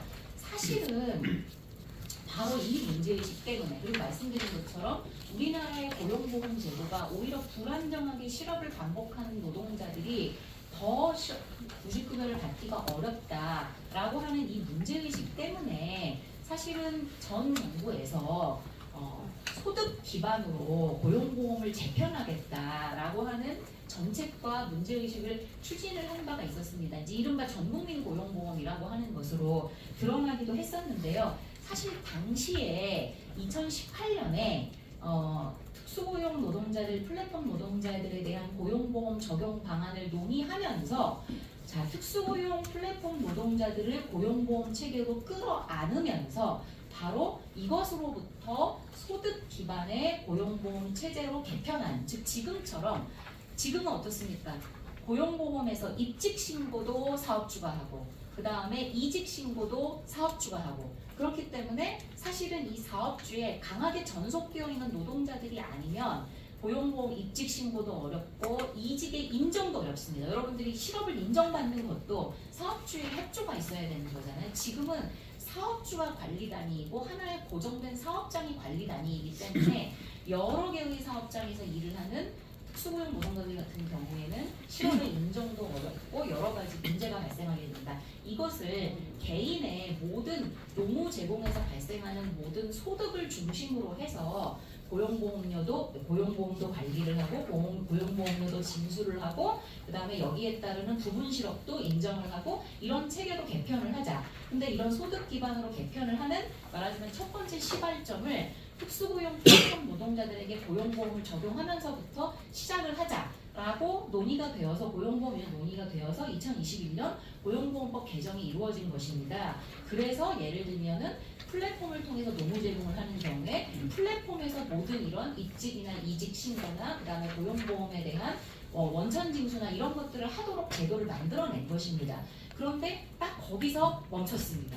거기서 멈추고 이제 뭐 어떻게 보면 정부가 바뀌면서 이런 소득 기반 중심으로 고용보험을 개편한다라고 하는 이제 계획은 중단되었고 이것은 이제 중단되었고 더 확대되지가 않고 있고 사실 이런 것들이 되어야 부분 실업에 대한 인정이 이루어질 수가 있습니다. 왜냐하면 그래야 개인이 여러 개의 일자리에서 일을 하다가 한 일자리에서 더 이상 일을 못하게 되었을 때 현재로서는 사업장 단위로 관리를 하기 때문에 모든 일자리에서 다 실직을 하셔야만 인정이 될 수 있는데 이것을 한 개인을 중심으로 소득 기반으로 관리를 하게 되면 소득이 일정 기간 이전에 비해서 감소했을 때 바로 실업급여를 줄 수 있게 됩니다. 이런 지금 이 소득 기반 개편 체계를 추진을 하다가 지금 중단이 됐어요. 더 이상 이 진행을 안 하고 있는 상황이에요. 그래서 이런 부분에 대한 것이 되어야만 실질적으로 여러분들이 갑갑하게 생각하시는 고용보험의 실질적인 적용들이 이루어질 수 있다라는 말씀을 드리면서 그래서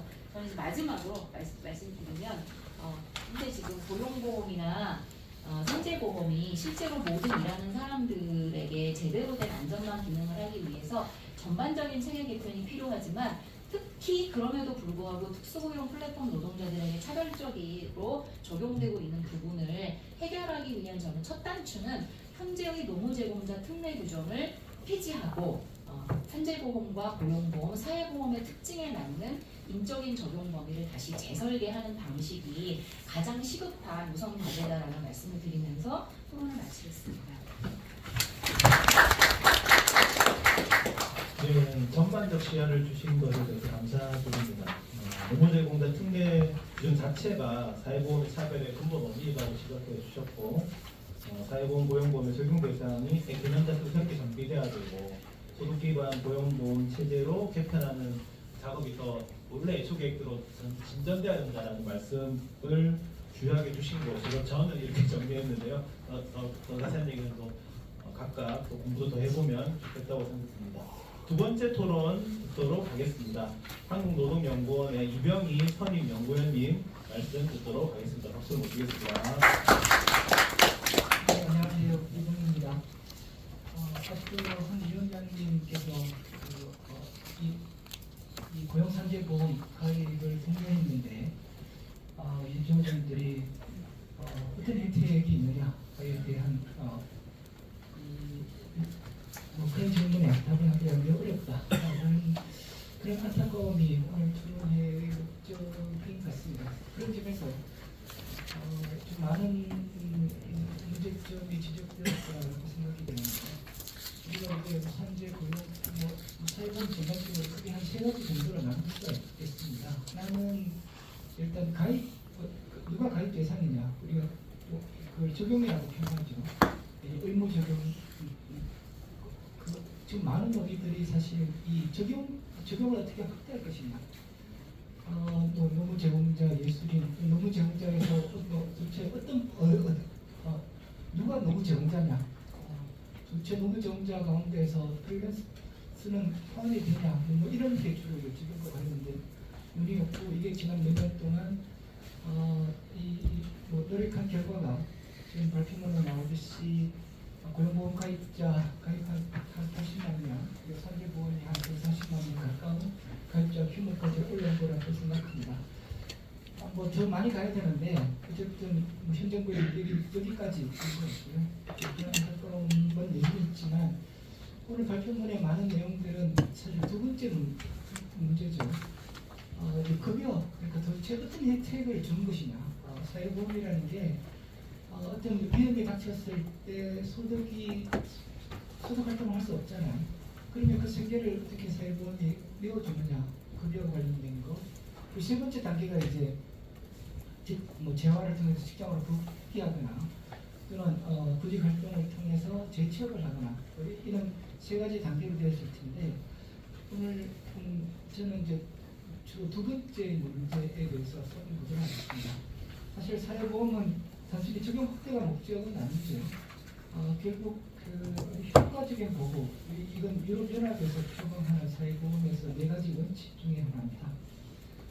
정말 제대로 보호를 하고 있느냐라는 점에 대해서 이 발표문에서 가장 크게 질문한 것은 저는 예를 들어 수급률이라고 이야기하는데 지금 가입자 대비 급여를 받는 사람들의 비율을 수급률이라고 정의하고 이 수급률이 낮다. 그리고 임금 노동자들보다도 낮은 게 아니냐 이런 문제 제기라고 생각합니다. 그래서 산재보험과 고용보험 각각을 나눠서 좀 보면 실시를 했습니다. 노무 제공자의 수급률이 1.2%로 전체 가입자보다 낮다라는 지적을 하셨고요.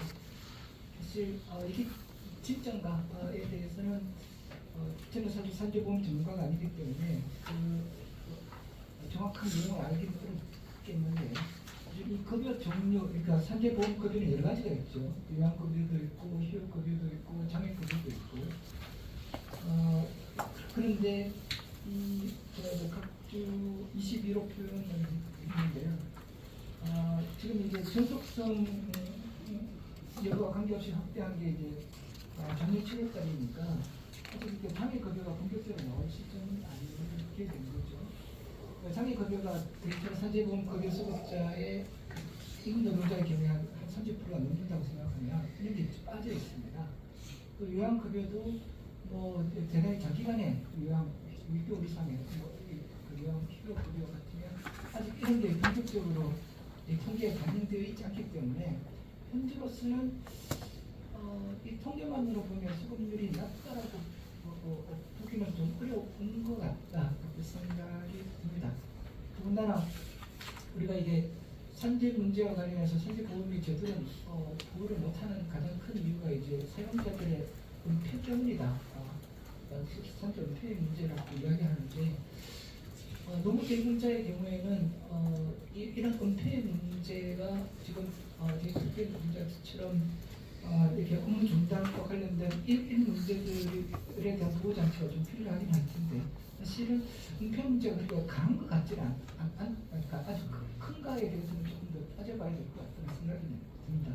오히려 이 조치 이제 어느 정도 보호를 하고 있는지에 대해서는 조금 더 문명하게 그러니까 이 지금 타치도 무조건 주는 건 아니죠. 그러니까 선제보험은 지금 발표문에 적혀있듯이 4일 이상의 요양이 필요하고 일을 하지 못해서 거리가 없는 경우라고 단서 조항이 있습니다. 그러니까 사실 질문을 그렇게 좀 구체화해서 물었으면 이게 이제 도대체 왜 급여를 안 받고 왜 신청하지 않는지에 대해서 좀 더 따져볼 수 있을 텐데 현재로는 그런 점에서 신청률이 좀 과다하게 집계가 되는 것 같다는 생각이 듭니다.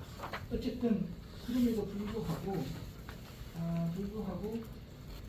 이 급여에 있어서의 낮은 혹시 신청이 낮다라면 뭐 그것도 여전히 논란이 될 수 있지만 신청이 낮다라면 그것은 주로 이제 이 급여액이 낮기 때문이지 않겠느냐라고 발표는 제기를 하고 있습니다. 그리고 그것을 이제 퇴급의 직업액의 현실과 최저 휴업급여 인상 이렇게 말씀을 주시는데 그 하나는 이 최저 휴업급여와 관련해서는 뭐 지금 뭐 많은 지적들이 있었다고 생각하고 그런 점에서 이게 이제 이 급여자들은 이제 최저임금을 받는데 왜 노동조합자를 못 받느냐. 근데 그런 점에서는 분명히 제공할 수 있는 여지가 있다고 생각합니다. 그러니까 최저 수준의 생활 보장이라는 목적도 있지만 또 한편으로는 이게 이제 소득 비례적인 급여도 있지만 또 한편으로는 최저 수준의 생활 보장이 있기 때문에 이 두 가지 균형을 함께 고려하면서 제로나 여지가 있다는 생각이 들고요. 또 한 가지는 노무 제공자들은 뭐 되게 끝난 수수료 그런 성과인 게 급여 방식이기 때문에 사실 매월 소득의 변동성이 꽤 심한데 이 급여 산정이 기초가 되는 것을 임금 노동자처럼 3개월간의 평균임금으로 계산하는 것은 이거는 약간의 정책 미스가 아닌가 생각이 듭니다. 고용보험에서는 지난 1년간 평균 보수로 하는데 그 안정된 급여를 받는 정규직의 경우는 3개월의 평균임금에도 보여주는 문제가 없지만 변동성이 크다면 3개월 합치면 분명히 혜택을 얻게 되는 분들이 발생하지 않겠나 생각을 하고 있습니다. 노무 제공 고용보험에 대해서 보면 고용보험에서 수금들이 가입자들이 1%에 미치지 못하다라는 점에 대해서는 아마도 다 이견이 없다 그렇게 생각합니다. 발표문에서는 신청률 자체가 낮기 때문이라고 지적을 하고 계시고 근데 신청률이 왜 낮은가는 좀 따져봐야 될 것 같습니다. 어쨌든 이 고용보험 도입 당시에 2018년, 17년 그때 뭐 경영학자를 중심으로 해서 농제공자에게 적용하면 평가가 날 것이고 그래서 이제 임금노동자의 고용보험 개정과 개정을 분리해야 된다는 거죠. 따로 관리해야 된다. 그 때문에 상당한 논란을 했었는데 그래서 그런 건 이제 전혀 그렇지 않다는 게 나타나는데 사실 그 당시에는 이게 이제 어떤 제도가 날지는 몰랐기 때문에 임금노동자들보다 훨씬 더 보수적으로 아주 엄격한 제도 수립을 했던 게 사실입니다. 대표적인 게 이제 일단 이 가입 요건, 그러니까 이 180일, 18개월에 180일을 대체로 따져보면 원력으로는 7개월, 8개월 정도가 됩니다. 근데 노무제공자는 12개월을 갖고 있으면 훨씬 더 길게 되는 거죠. 그리고 이직 사유는 이제 자발적인 이직이 대부분이 비자발적인 이직 사유로 사용자 기준이 그렇게 많지 않기 때문에 소득 감소 요건을 끌고 들어왔습니다. 소득 감소 요건을 끌고 들어오면 대체로 임금노동자와 비슷한 수준들이 보일 것이다라고 생각을 했었는데 다만 이 소득 감소가 어떤 행동으로 인해서 발생하는 건지 아니면 스스로 이렇게 한 것인지에 대한 판단의 문제가 어려웠기 때문에 이른바 대기 기간이 그 급여를 받지 못하는 기간에 이 50% 이상 감소하면 2주, 그리고 이제 30에서 50%까지는 이제 4주를 하는 거죠. 그러니까 한 달 동안 일을, 그러니까 그 소득이 발생하지 않는 상황은 굉장히 경제권격하게 작은 기간에 문제가 있습니다. 또한 구직급여 하한액을 설정하지 않았죠. 그러니까 구직급여 하한액을 설정하지 않은 가장 큰 이유는 이 지금 이 노무제공자들 소득 분포를 보면 그러니까 저소득 구간에 상당수가 분포되었기 때문에 이 저소득 구간에서 이렇게 왔다 갔다 하는 분들이 굉장히 많습니다. 그래서 벌써 보면 소득 감소로 인해서 피부 자격 상실한다 이런 거는 다 그냥 그런 공간에서 형식적으로 집권 탈퇴를 시키는 것이 불구하고 이런 것도 다 제가 되는 거기 때문에 그런 현실이라고 볼 수 있는 거죠. 그러니까 어쨌든 저는 이런 변동성이 굉장히 크기 때문에 이제 이 급여 하한액의 문제가 최저임금에 연계해서 하지 못했는데 그러다 보니 이제 그런 수준이 낮게 설정되는 문제가 발생을 하게 됐습니다. 어쨌든 그거는 이 가운데서 과연 무엇이 가장 큰 문제인가 따져야 되는 것인데 지금은 이제 그런 걸 엄격하게 따져야 되는 시기에 온 거라고 생각이 듭니다. 뭐 저는 사실 뭐 소득 감소 요건은 아마 상당 부분 충족을 할 거라고 생각을 하는데 그래서 오늘 발표문도 그렇고 또 이렇게 흔히 이제 많이 듣는 이야기가 부분 실업을 인정해달라라는 이야기입니다. 부분 실업을 인정하는 것은 일자리를 가지고 있으면서 소득 감소했을 때 금액을 받는 그러니까 그걸 실업으로 인정해달라는 것인데 이게 이제 72페이지 각주 26을 보면 부분 실업급여는 크게 네 가지 유형을 상정할 수가 있습니다. 하나는 우리나라에서 근로유지 지원금 같은 그러니까 휴업이나 또는 근로시간을 줄이면서 해고를 시키지 않고 대신에 그 사람들에게 이 평균임금의 70%를 주고 그 가운데서 사용자가 지불하는 임금의 일부를 고용보험에서 지원하는 겁니다. 그래서 중소기업의 경우는 90%가 지원이 되는 건데 이게 이제 주로 유럽에서 사용하는 거죠. 이게 이제 뭐 독일을 비롯해서 코로나19 때 전 유럽에서 이걸 대부분 다 사용했습니다. 이게 이제 단축근로 지원 건데 근데 이게 우리나라 이게 가만히 보면 사실 우리도 이제 주로 정규직 노동자들 주로 혜택을 보게 되는 제도입니다. 뭐 지난 코로나19 한 4조 원 정도를 집행했던 건데 이게 사실은 일자리를 유지하면서 소득이 감소했을 때 지원할 수 있는 제도가 됐습니다. 그런데 노무제공자는 인정사업 공개를 하지 않죠. 이 고용안정증명사업에 대한 공개가 최소 1.25%인데 당시에는 제가 알기로는 뭐 노동자들도 그거에 대한 선호가 별로 없었습니다. 실업급여를 우선했기 때문에. 근데 만약에 이제 그런 고용지 지원금 같은 걸 받으려면 사실 그 제도 공개를 낼 테니 혜택을 달라 이렇게 하는 게 맞겠다고 생각이 듭니다. 두 번째로는 실업급여 수급 기간 동안에 소득 활동을 할 수도 있는 게 있습니다. 그러니까 이건 이제 뭐 파트타임 실업급여라고 하는데 이게 이제 우리나라에서는 이번 노동자는 이후는 되지 않지만 노무제공자의 경우에는 허용이 됩니다. 그러니까 이 실업급여를 받더라도 80만 원 미만 이 시공 자격을 취득하지 않는 일자리의 경우에는 해당이 되죠. 그러니까 이거는 지금 노무제공자에게만 적용이 가는 제도라고 할 수 있습니다. 물론 80만 원이 짧냐 작냐 많냐 그러니까 논란은 있을 수는 있겠습니다. 세 번째로는 피보험 자격을 이중 취득하는 경우에 이중 취득하는 것은 임원노동자에 해당되지 않고 지금 노무제공자와 예술인의 경우에만 이중 취득이 허용이 되는데 하나의 피보험 자격이 있는 일자리를 상실했을 때 급여를 지급해달라. 이거는 지금 현재 허용되어 있지 않습니다. 네 번째로는 플랫폼 노동과 같이 여러 일자리를 이동하거나 김해서 일하는 경우에 소득 감소가 발생할 때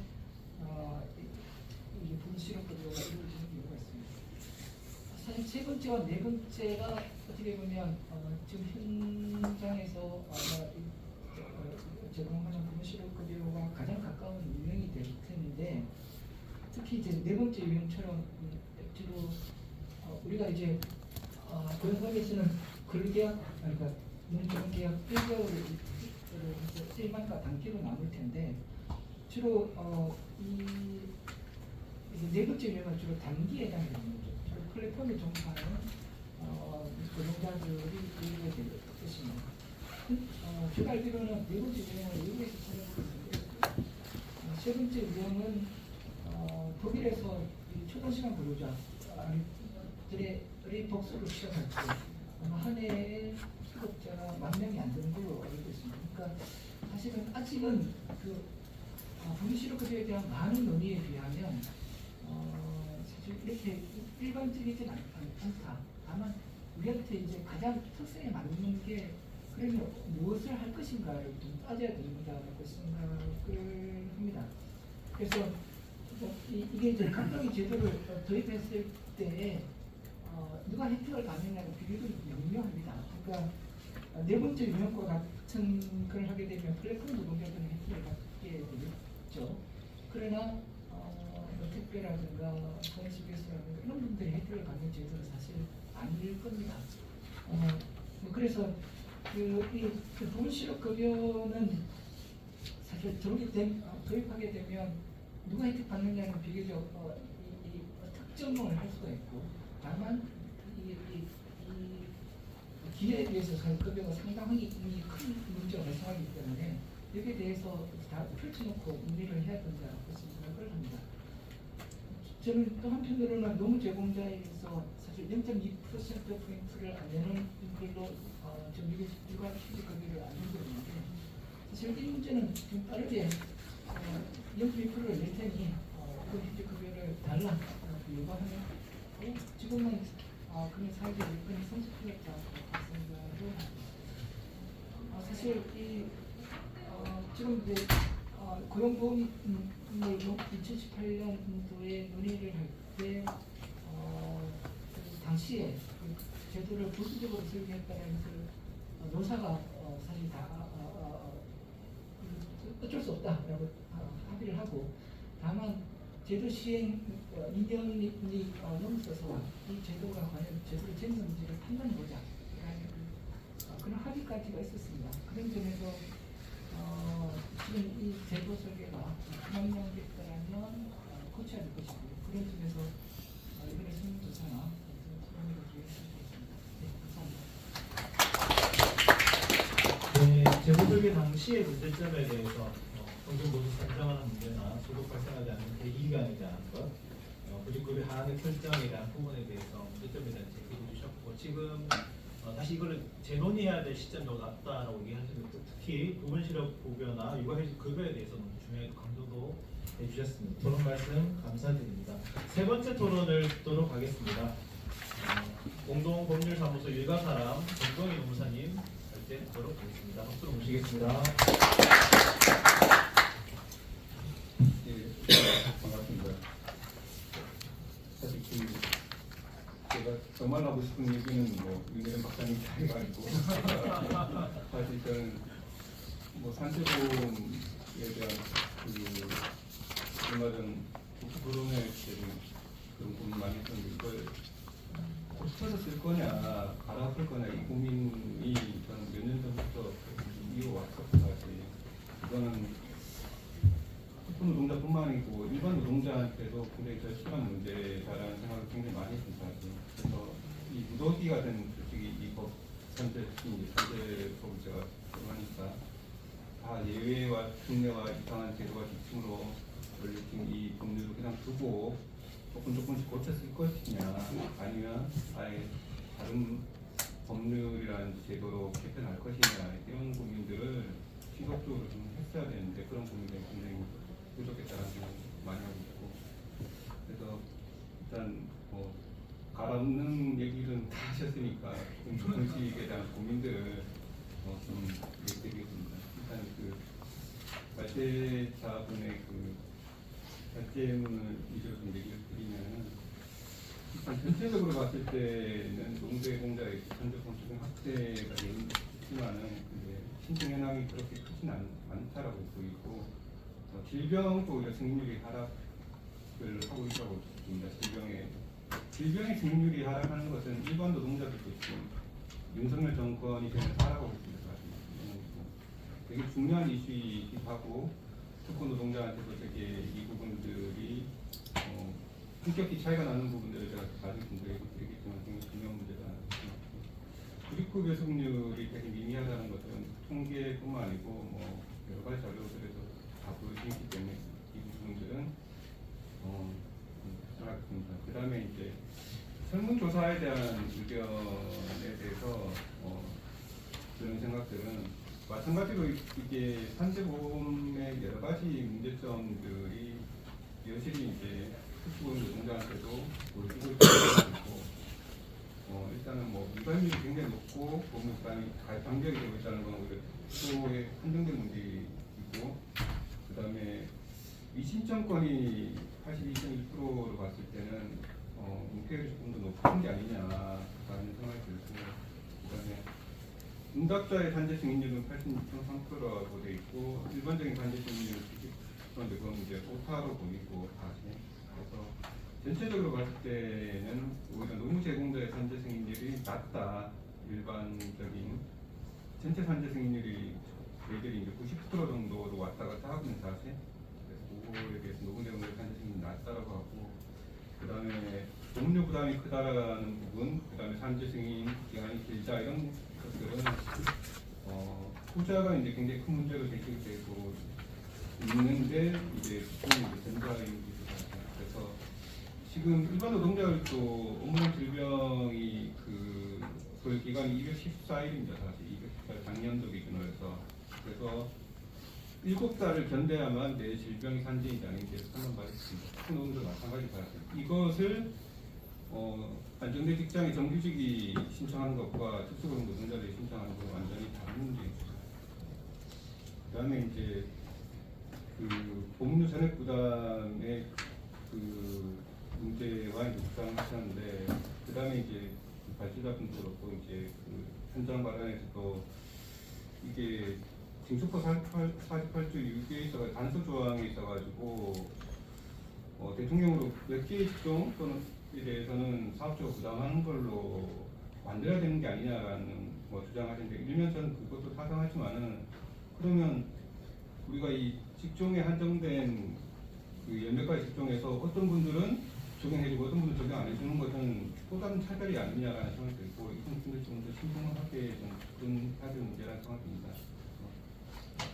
그 다음에 이제 그 발제자도 그렇고 이제 현장 관련도 특고의 특수성을 고려한 인정 기준에 대한 얘기를 나왔는데 사실 그 산재 제도는 굉장히 불편한 제도입니다. 신청을 하고 뭐 승인을 받고 이런 게 안 해본 사람들 그것도 굉장히 불편한 제도이고 그 다음에 이제 그 우창희 위원장님이 얘기했던 그게 뭐냐면은 2019년도에 노동부에서 법령 위반으로 발생한 사고의 음성체 인정 기준을 해가지고 12대 중과실은 무조건 산재가 안 된다라는 그 지침을 만들었습니다. 노동부에서. 이게 제가 가장 많이 비판했던 그 노동부의 가장 쓰레기 같은 지침이었는데 이것이 작년도에 개정됐습니다. 사실 작년도에 개정돼서 지금 12대 중과실이라고 해서 무조건 산재를 부정하는 거 아닌데 이걸로 인해서 되게 많은 그 특히나 이제 그 배달 노동자들이 불이익을 굉장히 많이 받습니다. 초기에 어떤 사태가 있었냐면은 단순 실효위반뿐만 아니고 그냥 자기가 그 예를 들어 핸드폰에 콜 받다가 앞차를 들이박아도 산재가 안 될 정도로 근데 이것들이 되게 큰 불중과 사망으로 많이 이어졌고 이것들이 법원으로 많이 소송이 많이 제기됐습니다. 그래서 굉장히 큰 문제였었는데 일부 개정됐습니다. 일부 개정됐고 그래서 이런 부분들에 대한 고민이 굉장히 많이 필요하다는 생각이 들고 그 다음에 특고가 왜 이렇게 질병이 안 되냐를 좀 고민해 봤을 때는 사실 특고가 굉장히 다양한 일을 많이 하고 이제 일을 많이 하는데 사업장이 굉장히 달라져 버리는 경우도 많고 하니까 전체적인 근무력이 파악이 잘 안 되고 또는 공단에서 이제 그 전체적인 근무력을 판단 안 해줬습니다. 이게 2022년도까지 판단 안 해줬어요. 사실. 그래서 최근 동산 사업장이 아니면 거의 판단 안 해줬기 때문에 이것에 대한 문제제기가 계속 있었고 이거 2022년도에 만들어졌는데 여전히 좀 실무적으로는 질병이 있어가지고 근무력 판단을 조금 못하고 있다는 생각이 듭니다. 실무상에 보면. 그 다음에 이제 그 휴업급여의 하한이라든지 이런 문제는 여러분들 되게 좋고 그 다음에 이제 신고된 그 평균 보수를 기준으로 해줘야 되는데 사실 신고되지 않는 경우가 많습니다. 그 다음에 이걸 정정 청구를 해야 되는데 일반 노동자나 특수 노동자에게 정정 청구를 해서 이것을 판단받는지 하는 게 되게 어렵죠. 사실. 그래서 최근에 이제 우변노동사가 외노에서 쓴 글이 있지만은 이 정정 청구한다는 것도 쉽지 않습니다. 자기 소득을 변경을 해서. 그 다음에 이제 91조의 15에 있어가지고 소득 확인이 어려운 경우에는 노동부 고시로 이제 건설기계 운전 및 몇 가지 직종이 있어가지고 고시임금을 보여주고 있는데 전 골프는 안 치지만 제 친구들한테 물어봤습니다. 골프장 캐디가 얼마냐니까 보통 15만 원이다라고 얘기하고 그 다음에 이제 제가 사건을 해봤던 건설기계 운전이라든지 특수용도 화물차 노동자들의 임금은 생각보다 높습니다. 사실 여러분들이 생각하는 것보다. 그래서 이게 과연 현실적인 것들을 좀 반영하고 있느냐라는 생각도 들고 그 다음에 이제 고용보험에 대한 설문조사에 대한 의견인데 과연 이게 절차가 복잡해서 문제인 것인가 아니면 정말 안 알려져서 문제인 것인가 신청하는 것이 굉장히 복잡해서 노동자를 잘 모르는 것인가 그러면 좀 알려내야 된다는 그런 고민들을 좀 해야 되지 않는가라는 생각이 들고 그 다음에 70회 하단에서 설문조사에서 이제 구직급여 신청률이 10.4%라고 했는데 실제로 아까 현장 발언에도 있었지만은 78페이지에 표를 보시면은 이 문제에 대해서 이제 시사인의 전형 시점이 되게 자세하게 썼습니다. 그래서 이게 되게 수익률이 낮은 여러 가지 이유와 현황에 대해서인데 설문조사랑 좀 차이가 있다라는 생각도 있고 그 다음에 이제 연구원님께서 얘기했지만은 구직급여의 수급 요건 완화가 필요하다는 지적은 이전부터 좀 있어 왔습니다. 사실. 그래서 제가 이제 고용보험은 전공하지 않지만 고용보험에 대해서 쓴 논문들을 누가 제시 썼냐고 보니까 조성익 교수님이랑 박은영 교수님 거의 두 분밖에 없는데 이전에도 물론 우리 윤혜림 박사님의 특보는 조금 빼고 일단은 선두들 거니까 그래서 이 부분의 완화에 대해서는 이론적 근거가 충분하다는 생각이 듭니다.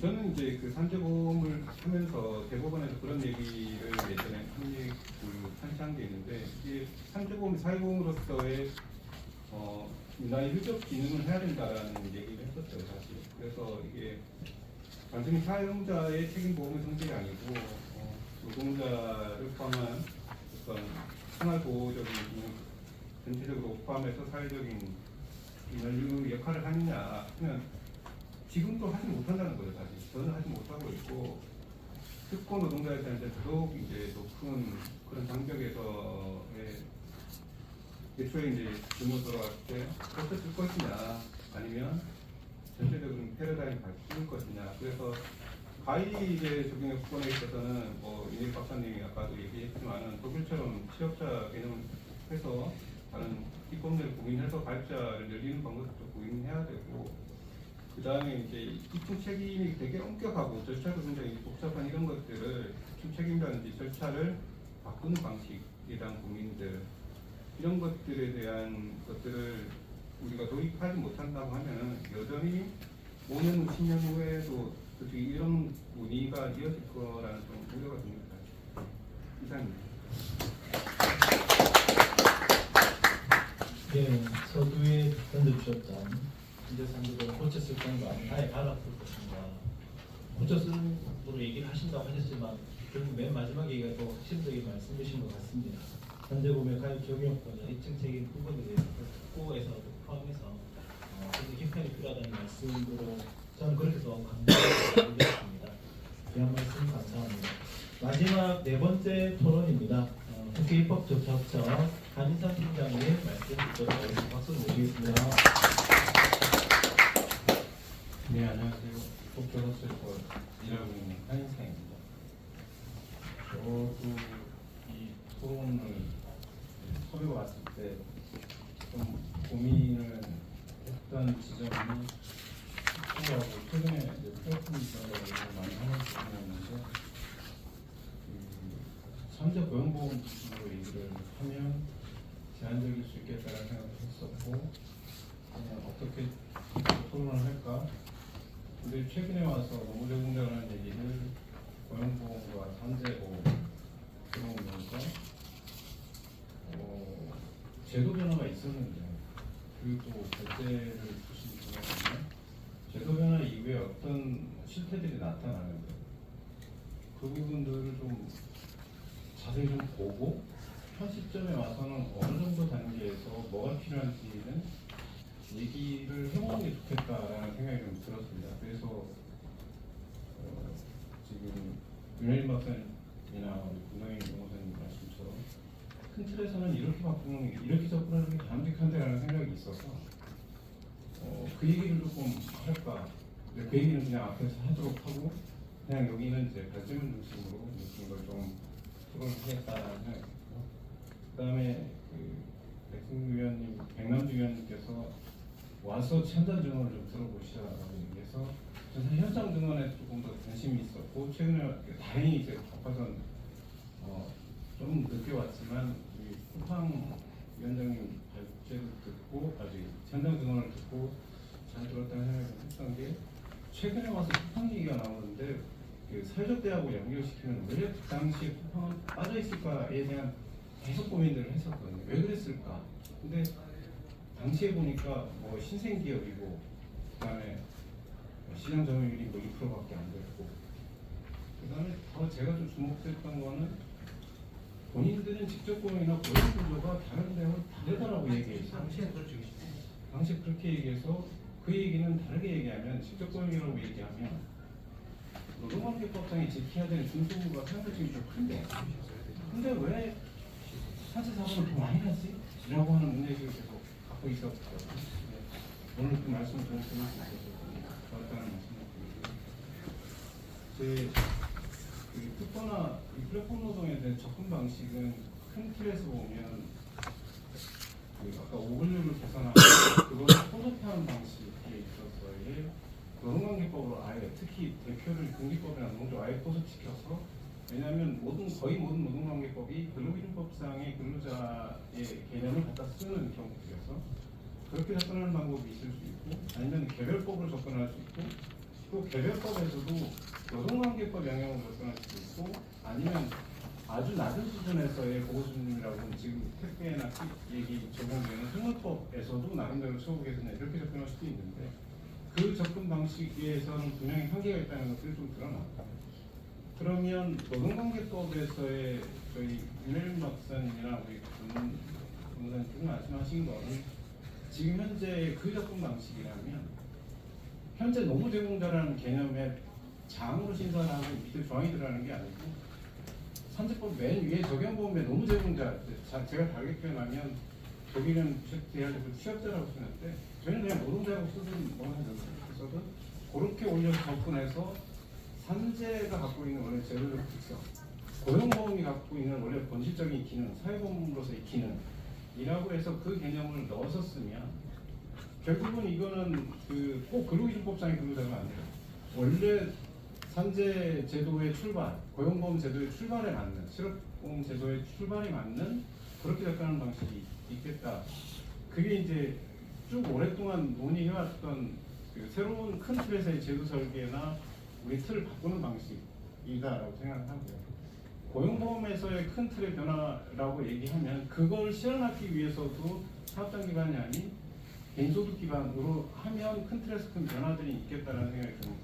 그건 이제 큰 틀에서 변화들의 접근 방식인데 저는 그 얘기들은 계속 해야 되는 건 맞는 거고 지금도 뭐 그런 얘기들은 해가고 있는 거라고 생각을 하고요. 근데 오늘 이 자리에서는 우리 연재자께서 얘기하는 게 되게 좀 의미가 있고, 근데 제가 그 설문조사의 결과에 대해서 이게 과연 그럴까? 라고 하는 의문이 좀 생긴 부분들도 있고, 근데 그 부분들은 조금 더 정치하게 얘기가 돼야 제도를 지금 현 틀에서의 우리 원문관님 표현대로 이제 고쳐 쓸 때라도 고쳐 쓰려고 하면 고칠 때 논거들은 좀 정치하게 접근하는 게 맞아서 그런 것들이 조금 있었다는 말씀 좀 드리겠습니다. 그다음에 제도 설계가 미흡하게 됐을 때 적용 범위나 방식이나 특성을 잘못됐다, 그걸 좀 바꿔야겠다, 이런 접근 방식이 있는데 설문에 보면 사실은 몰랐다라고 하는 경우가 꽤 많아요. 답변들은. 그러면 제도 설계에 대한 내용들을 잘 전달을 일단 해야 되는 게, 홍보가 될 것 같아요. 전달해야 되는 게 하나가 있는 거고, 그게 근데 잘 전달을 해도 제도 설계가 좀 잘못했다라고 하면 전달을 해도 당연히 아까 그 위원장님 말씀하셨는데 이건 뭐야, 우리한테 도움이 뭐야라고 하는 비판으로는 어쩔 수가 없고, 그 비판에 대해서는 그 제도를 고치는 거하고 또 계속 알려나가는 거는 같이 가야 되는 거 아닌가라는 생각이 들었고요. 그 다음에 큰 틀에서의 제도 변화는 결론을 하더라도 현재의 고용보험 제도와 산재보험 제도의 조금씩의 어떤 변화든 제도 변화를 하더라도 기본적으로는 그 두 지점이 충돌하는 것 같다는 생각이 듭니다. 그러니까 산재보험 제도하고 고용보험 제도는 그 원래죠. 본연의 기능이나 그 제도에 맞는 설계를 할 것인가, 그거에 맞게 세부적인 것들이 바뀌어야 된다. 요거 하나가 있는 거고요. 그건 선택이고 그대로 가야 됩니다. 그 다음에 원래 우리나라에서 많이 얘기하는 기여와 거기에 대한 기여, 그래서 원래 고용보험이라고 하는 게 기업분이, 그러니까 부담분 내는 거에 대해서 그렇게 가는 거야 라고 하는 거에 초점이 맞춰지면 그거는 받아들일 수밖에 없는 상황들이거든요. 그래서 큰 틀에서의 그 충돌 지점에서 원래 고용보험이나 산재보험이 갖고 있는 목적대로 가야 된다라고 하는 그런 그 좀 방향성을 갖고 가야 되겠다는 생각이 들고요. 그러니까 그게 아니라면 좀 어려워지는 지점들이 있는 거죠.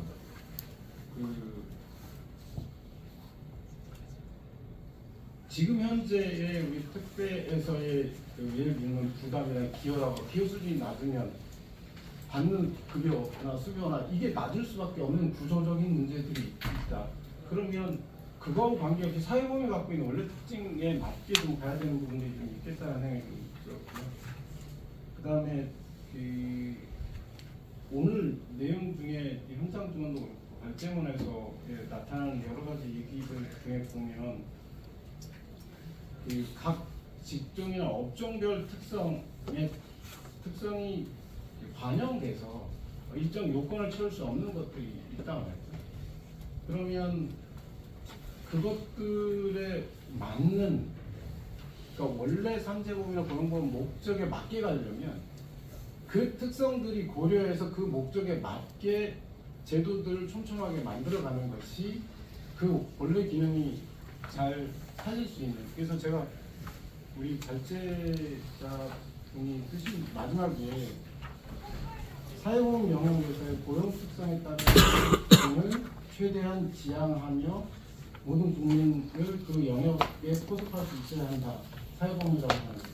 그래서 저는 사회보험 영역에서 현재 이 특구가 갖고 있는 일하는 방식의 특성을 잘 반영을 해서, 오히려 잘 반영을 해서 사회보험의 본래적 기능에 부합하도록 맞춰주는 게 원래 그 제도의 속성이다 라고 좀 생각을 해서 그 부분 실업 부분이라든지 아니면 구직급여라든지 실업급여의 요건이라든지 이런 부분들은 원래 목적에 맞게 그것들을 좀 촘촘하게 조정할 수 있는 부분들.